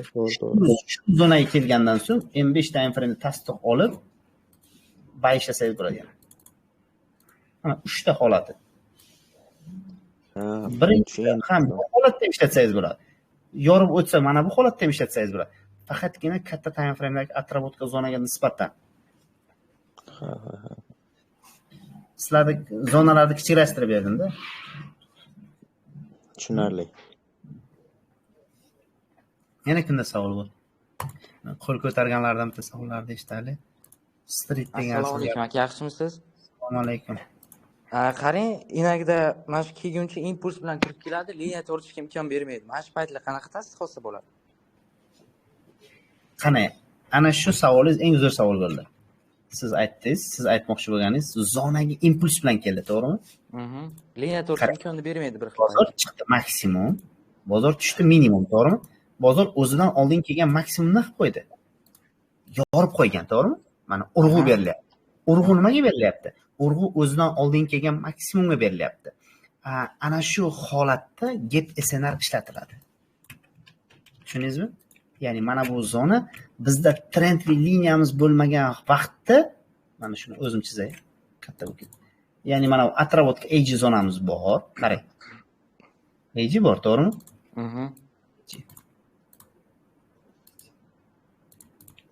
AG zonani tasdiqlash uchun soyasi bilan yutish kerak. Shu narsani unutmaysizlar. Engulfing hosil qiladi. Bor. Endi trend tortishga imkon bermayapti. Siz bozorda ikki xil ko'ring. Bozor ikki xil trend tortiladi. Ikki xil liniya bor bozorda. Ismingizni bilmadimmi nima? Bozor. Doniyor aka qarang. Bozorda trendni tortishdan maqsad nima? Bozorda tik trend bo'lsa, tik struktura bor, to'g'rimi? High, low. Bozorda bu qanaqa struktura? Tik, to'g'rimi? Mana bu-chi? Mana bu yotgan trend. To'g'rimi? Doim o'zingizga qoida qilib oling. Tik struktura ko'ryapsizmi? Hech qachon trendiga kelmaydi. Doim atrofga olib ketadi. Tushundingizmi? Doim atrofga. To есть retest buzilgan rezistansga beradi, liniyaga hech kelmaydi. Shunday, liniyaga kelmaydi. Bozor yotgan holatini ko'radigan bo'lsangiz, doim atrofga zona bilan trendning nuqtasi bitta nuqtaga kesishib, shu zonadan kuchliroq impuls bo'ladi. To'g'ri. Endi qarang, sizga yana bitta g'oyani olib ketdingizlar. sizga g'oya nimadan iborat? 3-impuls bloki qayergacha borishini bilmoqchi bo'lsangiz, mana bu 1 bilan mana 1, 2, to'g'rimi? Mana nuqtalarni qarang. Mana birinchi nuqta, ikkinchi nuqta, uchinchi nuqta, to'rtinchi nuqta, to'g'rimi? 5-nuqtaning impulsini bilmoqchi bo'lsangiz, mana shu nuqta bilan, birinchi nuqta bilan mana bu nuqtani ko'ring, shuni hayga qo'yib qo'ying. Ya'ni bu Elliot bo'yicha ham, endi boshqa narsaga ham tushib ketaveradi. Ha, to есть mana shu zonada necha punkt yurgan bo'lsa, chiqqandan keyin ham zonadan shuncha punkt yurib beradi. Katta ehtimol bilan. Yo'q, endi sizga 5-impuls bor-ku, doim unutmang. 3-valna katta bo'ladi doim. Ya'ni mana bu birinchi valna, mana bu ikkinchi valna bo'limi, 3-valna 1 bilan 2 ga nisbatan kattaroq bo'ladi. Tushundingizmi? Tushundim aka, rahmat. Ho'p, boyagi savolingizga javob berib ketay endi. Sizni boyagi savolingizga javob GPSNR qanaqa holatda ishlatishingizni tushuntirib ketaman. Mana bu GPSNR holatini ko'rdingiz, to'g'rimi? Mana bu GPSNR Engulfing holatini ko'rdingiz. Va shu nuqtaga nisbatan tik holatda bo'ladi. Tik holatda nima bo'ladi? Bozor chiqib ketish jarayoni bor shu yerda, to'g'rimi? Mana bu holatda buy, masalan, buy ham bor. Buy chiqdi. Buy chiqib ketyapmiz. Mana chiqib ketdik. Doim unutmang. Bozor testni doim GPSNRning ichidagi base ga beradi. Mana sizga ham joyi. Eng kerakli joylardan bittasi. GPSNR mana shu ikkita shpilkani orasidagi base qolib ketgan bo'ladi. O'shanga test berib bozor impuls oladi yana. Nodir aka, savollaringiz bormi? Sizning savollaringiz bor edi. Rahmat aka. Bor aka. Nodir aka, sizning savollaringiz qoldi. Savolim yo'q. Dars yaxshi ketyapti. Shu savollarni hammasini shu oxirida bersak zo'r bo'larmi demoqchi edim. Yo'q, o'zi bo'ldi, dars tugagan. Ya'ni darsni sizga tushuntirib berdim hammaga. Faqatgina sizlarga kombo qilib beryapman. Mana Engulfing bilan IV zonalaringiz ichidagi shakllanadigan shamlar, mana bu GPSNR ichidagi shakllanadigan shamlarda qachon aktual bo'lishigacha tushuntirdim. Jasur aka, mana shu base qilish doim katta time frame'da yuz beradi. Nima deysiz aka? Base qilish doim base qilish doim katta time frame'larda ishlatiladi. Katta time frame'dan g'oya olasiz, kichkina time frame'da base'ni olasiz. Endi ushbu holatga xohlasangiz misol ham ko'rsatishim mumkin. Doim qayerga bo'ladi? Atrovotka zonalarda bo'ladi, to'g'rimi? Iloji boricha qayerda bo'lsin dedim. Atrovotka zonamizdagi base zonamiz bo'lishi kerak.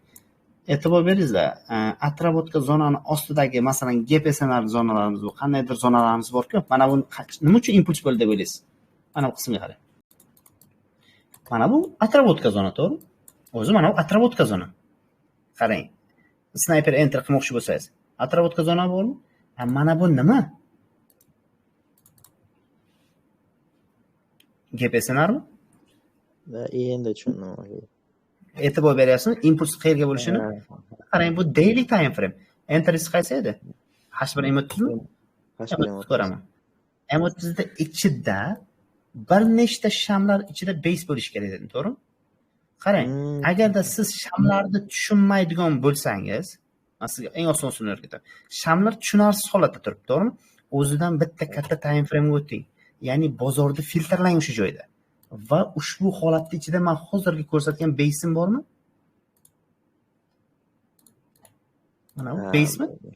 Bitta shamning ichida bir nechta harakatning shami bu impulsning sham bo'lishiga sababchi bo'ladi. Shu zonadan bozor kirgan ekan. Mana bozor qanday tushib ketdi shu zonada? 8 punkt tushib ketdi. 8. Tushundingizlarmi o'zingizda g'oya nimaligini? Sizlar borku faqatgina ko'pchilik ko'r-ko'rona ishlaydi-da. Nima uchun shu narsa qoladi? Nimani ichida qolyapti? Qaysi zonaga nisbatan qolyapti? Shu narsalarga e'tibor berish kerak-da. Kimda qoldi savollar? Mana bu qarang. Mana bu holatni xohlasangiz rasm olib olingizda. Mana bu holat, to'g'rimi? GPSNR holati. Buni ichidagi H1 time frame nimasi? Base holati o'shani. Nodir aka, tushundingizmi aka siz? To'g'risini aytsam, nimani? Tushunyapman, yaxshi ketyapti deyman.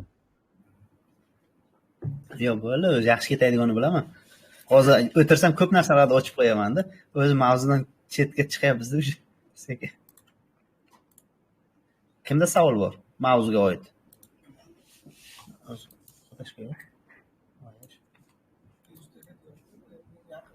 Bekzod aka, yana qolganlarda savollar bormi aka? Bemalol agar bo'lsa aytsalar. Lekin bitta narsani ham ko'rsatib ketay, qarang.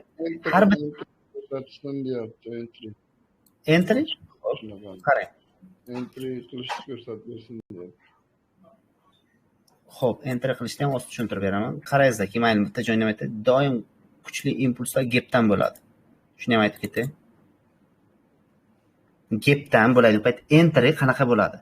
Atrabotka zonadagi gap bo'lsa, shuningizlar doim tekshirib ko'ringizlar. Mana bu o'zi nima bo'lyapti? Debir time frame'da bitta sham ko'rinyapti, to'g'rimi? Debir time frame'da bitta sham ko'rinyaptimi? Bu H4 yoki H1 time frame'da struktura holatini beradi. Mana bu nima? H4 time frame'da high, low, high, to'g'rimi? E'tibor berdingizlarmi? Ya'ni H4 time frame'dagi struktura, qo'yda qarang. H4 time frame'dagi struktura Debir time frame'dagi gapni aktuallashtirib qo'yadi. Ya'ni H4 time frame'dagi struktura Debir time frame'dagi shamni aktuallashtiryapti. Entry qanaqa bo'ladi? Entry doim shu zonaga kelgandan so'ng birinchi tekshirasiz. Shu zonada base holat bo'ladigan bo'lsa, o'sha zonani o'zidan entry qilinadi. Entries mana. Bitta shamning ichida qani harakat? Shu zonaga nisbatan bitta base bo'lgan holat. Mana sel sham bo'ladigan bo'lsa, sel shamning ichida bir nechta harakat bo'lish kerak. Bitta, ikkita, uchta sham yorib o'tdi. Mana bu entry zonangiz bo'ladi. Mana. Stopis shu base'da tagiga qo'yiladi. Chunki take profit juda ham katta bo'ladi.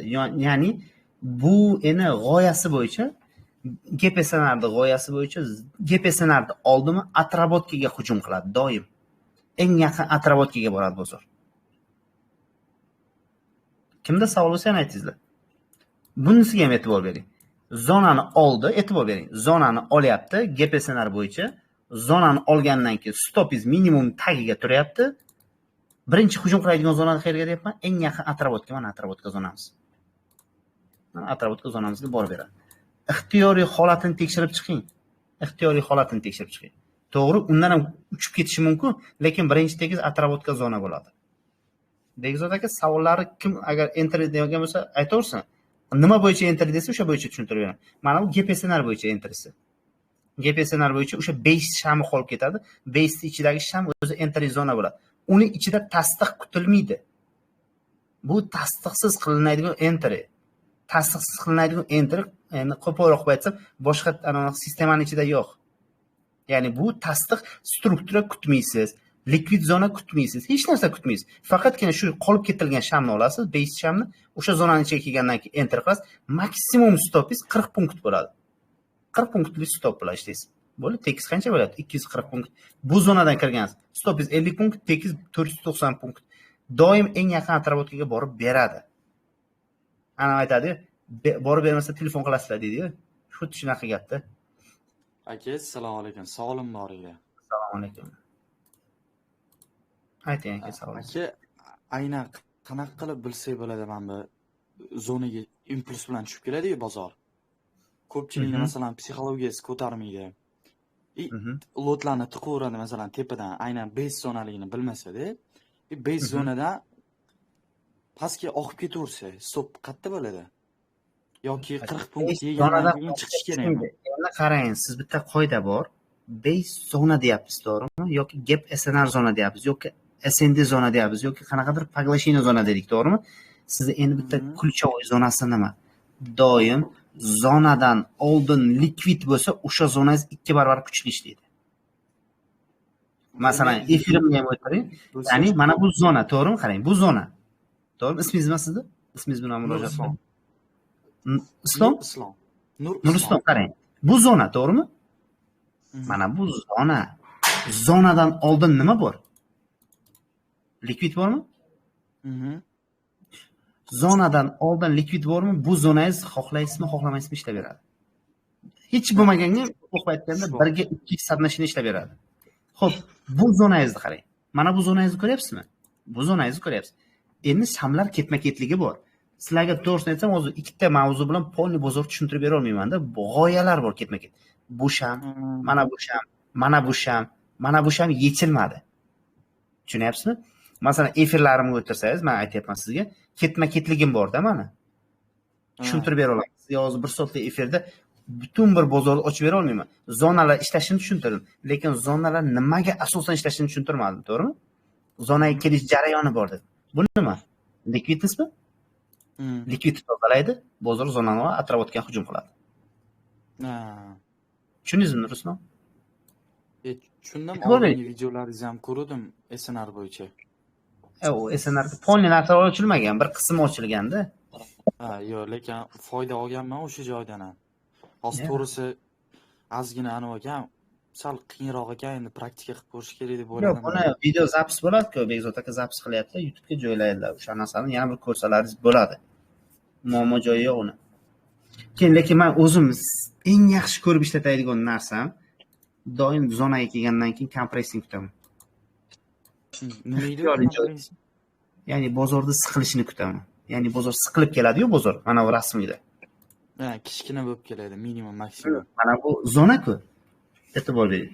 Zonaga nisbatan siqilib kelyaptimi? Mana shu zonadan bitta base olaman, GPS'ni. Bitta engulfingni olaman, impuls ushlayman. Aka, 1 oydan beri maqtanish emas, 1 oydan beri ixtiyoriy signalimni tekshirib ko'ring, bironta stop bo'lganmi yo'qmi? 1 oydan beri tekshirib ko'ring. Community bo'ladimi, общий kanalim bo'ladimi, maqtanish emas, любойni tekshirib ko'ring. Tem bo'li tillov bo'yicha. Aka, shuni boshqatdan aytib o'rasizmi? Engulfing. Qarang, men sizga kombo holati. Engulfing birinchi tasdiqingiz, ikkinchi tasdiqingiz trend bo'ladi doim. Uchinchi tasdiqingiz mana bu zona buzib ketishidan oldin gap SNR bo'ladi. Gap SNR'ingizning ichida base bo'ladi va kompressingdan keyin kuchli impuls ushlaysiz doim. Mana 5 ta narsa olasizmi? Grafik. Men xuddi shunaqa qilib, o'sha baselarni ham qo'shib. Aka, mana buni men tushuntirdim. Mana holatni tushuntirdim. D1 time frame mana qarang. Atrofga H4 qarang. Ismingiz nima aka sizda? X qo'ygansiz. Farhod. Yo'q, prosta o'sha, ana biz tushunib olishimiz uchun ertaga ko'rgandacha shablon qilib olishimiz uchun aytdim-da, prosta. Yo'q, tushundim aka, siz o'shaning uchun tushuntiraman. Bozorda maksimum bor, minimum bor, to'g'rimi? Bozor maksimum nima qilib qo'ydi? Sindirdimi? Da. Farhod aka, bu zona nima bo'lib qoldi? Atrofga qoldi, to'g'rimi? To'g'ri. Atrofda zonamiz bor. D1 time frame da shu zonamizning ichida nima bor? Gap bormi? Mana ikkita shamni orasidagi sham bormi? H1 time frame e'tibor bering. O'sha joyga o'taman. O'sha joyga, boshqa joyga o'tmayapman. Aytayapman, H1 D1 time frame ning enterisi M30 va H1 da boshiga birinchisiga aytganman. Zapisni ko'rasiz. M30 time frame bitta o'tib ko'raman. Qarang. Mana bu nima? Bitta sell shamning ichida nechta harakat bo'ldi bozorda? Bir nechta harakat bo'ldi. Bu sham nima bo'ldi? Base holat bo'ldimi? 3 ta tasdiq bo'ldimi? Shu zonaga kelgandan so'ng kelgunga qadar, men kelgandan so'ng demayapman, kelgunga qadar bozor nimalar qoldirib ketgan? Yechilmagan shamlarni qoldirib ketdi, to'g'rimi? Evet, to'g'ri. 2 ta, 3 ta, 4 ta. Bu likvidness. 4 ta tasdig'im bor.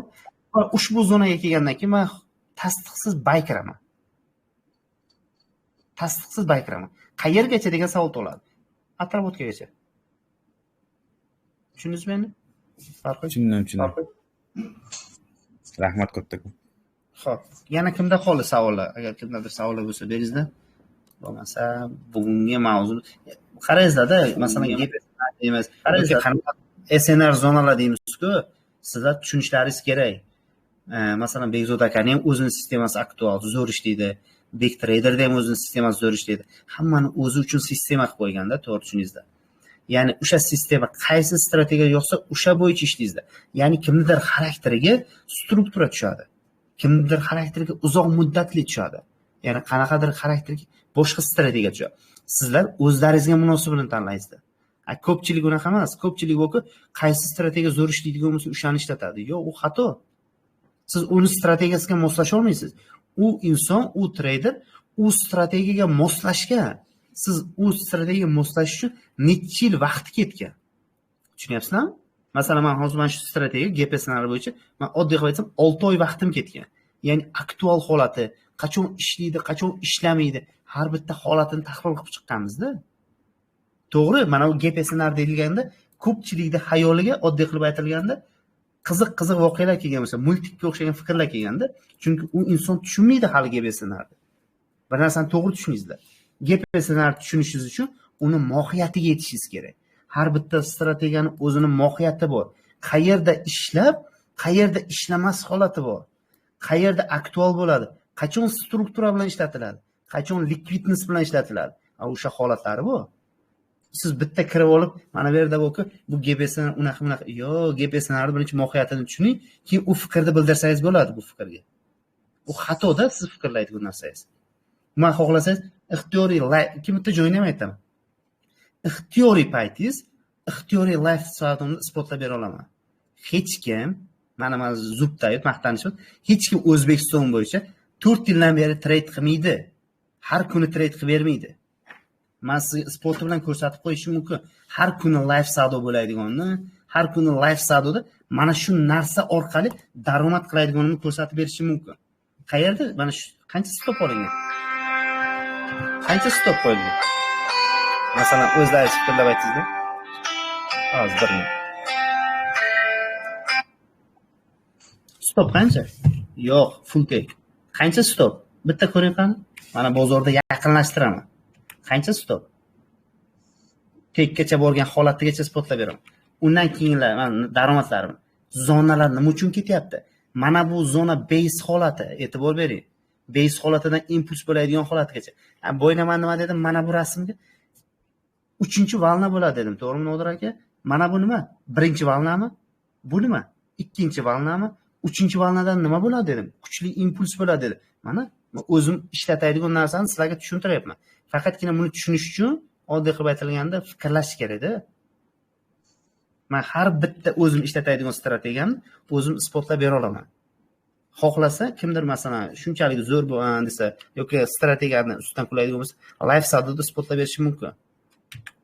Ixtiyoriy payt, seryozni. Men xohlagan paytda live savdoga isbotlab bera olaman. Mana har bittasi. Atrobotka zonamda aging bor, aging zona ichida GPSNR bor, GPSNR bo'yicha sel beryapman. Mana tayyor sistema. Sizga boshqa narsa kerak yo'q. Prosta yana uni ishlatishni bilish ham bitta mahoratda.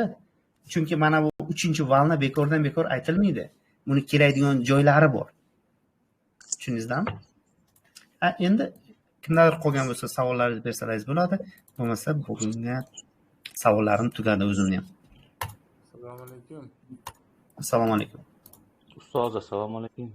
Assalomu alaykum. Majlisdan ertadan bir savol beraveraylik, ammo hech bir yetib bora olmayapti savolga. Aka, mana bu strategiyangiz bir haftada necha marta shunaqa setup berishi mumkinmi va tasdiq deydimi? Qarang, men o'zim bitta sistema bo'yicha ishlayman. Men o'zim ishlaydigan sistemam bor. Oddiy qilib aytaman-da, har bitta sistemam bo'yicha aktual ishlaman. GPSNR bo'yicha ishlayman. Bozorda birinchi navbatda nimani his qilsangiz, Engulfing bo'yicha ishlaysizmi, SND bo'yicha ishlaysizmi, setupingiz qaysi biriga to'g'ri kelsa, o'sha bo'yicha ishlayman. Men chunki to'g'risini aytaman, Bekzod akaga ham o'qib kelganman, Bekzod aka aytishi mumkin. Realni, men kuchli deb bilgan treyderlarga hammasiga o'qib chiqaman. Masalan, Bekzod aka, sherdan Bekzod aka chiqib ketdimi? Bekzod aka, men masalan sizning oldingizga qachon bordim? 1 yil oldinmi yo 1,5 yil oldin borganman, Komil akalar bor paytda. Ro'zada kelodishda. O'tgan yil ro'zadan keyin borganman. Mana shu insonni masalan sistemalarni ko'rganman, realni aytaman. Bu maqtanish emas yoki paxta qo'yish emas. O'sha paytda men sistemalarni ko'rganman, sistemalar menga yoqqan, borib o'qiganman. Men ana unaqa ana 100 xotir degan narsa yo'q. O'zingizdan kuchli inson bormi? Bilimi kuchlimi? Borib o'rganaman men. Masalan, siz Nodir aka, agar siz bilimingiz zo'r bo'lsa, hozir men sizdan borib o'qiyman. Tushunyapsiz? Buni aybi yo'q, bilim olish hech qachon ayb emas. Ya'ni qaysi setup sizning xarakteringizga tushsa, o'sha setup bo'yicha ishlashingiz kerak. Yo'q, kimdir setupiga moslashish emas, prosta o'zingiz sistemangizga moslashtirib qo'ying bo'ldi demoqchiman. Shunaqa joylari bor bozorda. Kimda savollar qoldi?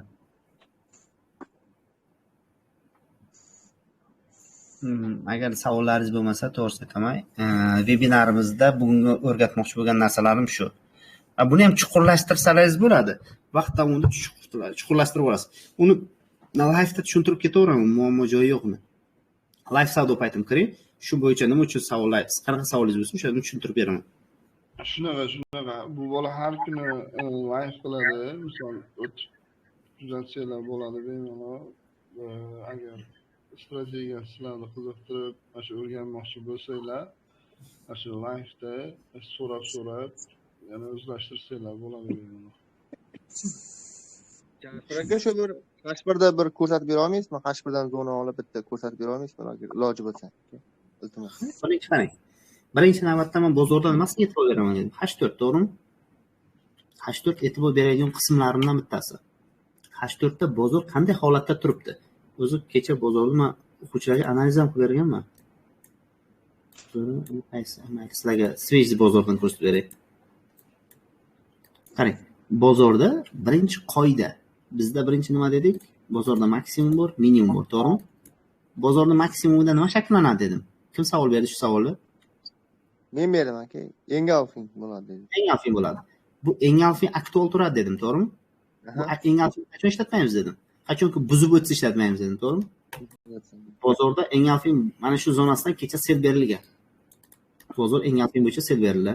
Bozor buni nima qilib qo'ydi? Sindirib o'tdimi? Nima qilib qo'ydi bu yoqda? Engulfing qildimi? Bozor qayerdan o'qdi? Engulfingdan o'qdimi?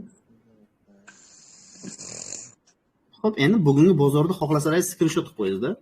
Men sizlar uchun men live savdoda polni analiz qilib beraman. Mana hozirgi bozorda uje kelib turibdi zonamizga.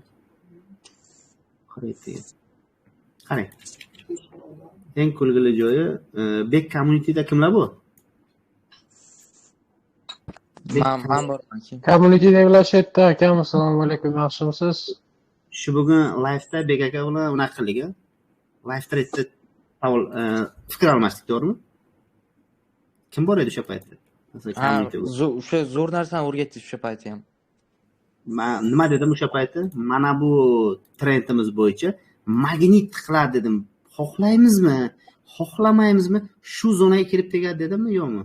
Men efirdagi tegadi dedingiz, magnitni zona tortadi dedingiz. Tam tepada magnitni zona bor dedingiz. Nima uchun aytdim? Ketma-ketligi bor dedim, to'g'rimi? Endi qarang. To'g'ri. Bu masalan meni community emas. Masalan, men efirdagilar ko'rib turibdi. Bu meni community emas. Prosta Bek trader bilan masalan qo'shib qo'ydi, fikr almashyapmiz. Men aytdim, ketma-ketlik bor bozorda, algoritmi bor bozorda. O'zini qonun qoidalari bor dedim. Xo'p, endi qarang. Men nima uchun aytdim bu gapni? M30 time frame'im bor, to'g'rimi? M30 time frame holatimni ko'rdim, M15 time frame holatimni ko'rdim. Qarang, o'sha paytda efirda turganlar men ular chiqib ketamiz deyishdi, to'g'rimi? Sendan chiqib ketamiz deyishdimi? Men nima dedim? Baydan chiqib ketamiz deyishganga men baydan chiqib ketmaymiz. Hali mana bu shamni bozor отказ qilmadi dedim, to'g'rimi? Endi bilmadim, eshitgan bo'lsangiz isboti bilan turibdi-da. Zapislarni tashlagan. Tepaga magnitni zonaga yetib kelsagina keyin ketadi dedingiz-da. Bu nima uchun mana magnitni zonaga boradi dedim? Chunki mana bu his qilinmagan sham bor dedim, to'g'rimi? Hali bozor bunga chiqamiz. Lekin bu sham, bu his qilishi kerak bo'lgan sham. Bu zonani yuqorisiga chiqib olsa nima bo'ladi dedim. Impuls bilan chiqib ketamiz. Lekin bozor bizga eng chiroyli holat qilib berdi.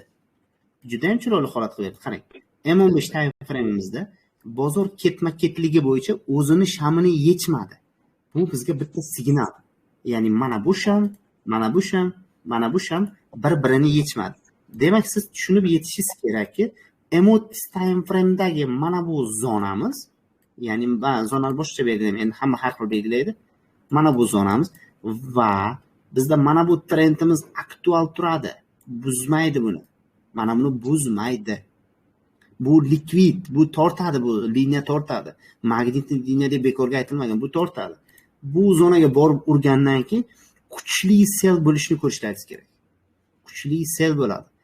Lekin degan joyi bor. Birinchi navbatda e'tibor bering. Zonaga bozor kompressing holatda chiqyaptimi yo oddiy holatda chiqyaptimi? Bu holatni biz H1 time frame'da ko'rgan bo'lsak, siz tushunishingiz kerakki, M15 time frame, M5 time frame nima edi bizda? Enter time frame. M5 time frame'da qanaqa holatda ketyapti bozor? Bir-birini atrofga zonada ketyapti, to'g'rimi? Endi shu zonaga nisbatan urg'u nimaga berilyapti? Mana shu zonaga berilyapti. Men mana bu zonaga bermayapman, yo mana bu hayga bermayapman. Men zonani urg'uni mana bunga beryapman. bozor mana shu holatda chiqsa, shu zonaga borganimdan keyin mana shu oxirgi kelgan minimumni bozor bitta breakout qilsa, impulsni ko'rasiz. Tushundingizmi Bekzodjon? Mana oddiy strategiya. Ketma-ketlik. Lekin shu zonaga bormasdan, boyna ham o'sha ertalab ham aytilgan gap. Birinchi bu zonaga kelganda edi, buni buzib ketadi dedim. Nima uchun? Chunki maqsad bozorda ketma-ketlikni tushunish kerak. Nimani olgandan so'ng nimaga hujum qilishini tushunishingiz kerak. Bu faqatgina bozorda support resistentdan tasdiqlanmagan bozor. Bozorda o'zini ketma-ketligini tushuning deyapman-da, his qilish kerak bozorda ozgina. Qolgan narsa yo'q bu yoqda. Bunda bozorda hech qanaqa kulchovoy narsa yo'q. Bu narsani to'g'ri tushuningiz. Bozorda faqat ketma-ketlik bor. Bu bekordan bekor mana shu narsa, hozir hammani oldiga isbotlab ham tushuntirib beraman. Bekordan bekor mana bu narsa bo'ladi demadimmi? Chunki qarang. O'xshashlik bor bozorda. Ya'ni aura tushunchasi. Mana bu bo'shliq bilan mana bu bo'shliq bir xil. Mana bu impuls bilan mana bu impuls bir xil bo'lishi kerak. Tushundingizmi? Bozorda bir-birini to'ldirilish degan g'oya shu. Endi bozorda shu ketma-ketliklar bor-da. O'shaning uchun. Kimlardir savollar bormi? Bizdan kech bo'lib qoldi. Qo'mada menga savollar. Yo'q, rahmat. Rahmat. Mana aka, seminar. Rahmat kattakon Jasur aka. Sizga ham rahmat. Bekzod aka. Jasur aka, rahmat aka. Sog' bo'ling. Xursand bo'ldim. Siz rahmat aka.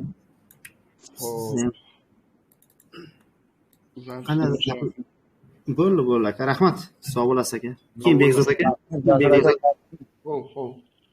Bekzod aka, iloji bormi shu efirni o'zimga tashlab berishdi? Chunki sizni kanalingizda o'zimga. Xo'p aka, rahmat. Menimcha sizga boradi, siz menga tashlab berishingiz kerak. Menga boramiz. Zapisni siz bosgansiz-a prosta. Zapisni men bosganman, xolos. Efirni siz boshladingiz-ku. Ha, bo'ldi aka, rahmat. Menga tashlab berasiz. Bo'ldi aka, rahmat. Sog' bo'lasiz. Xo'p, rahmat. Hammaga rahmat. Sog' bo'lasiz.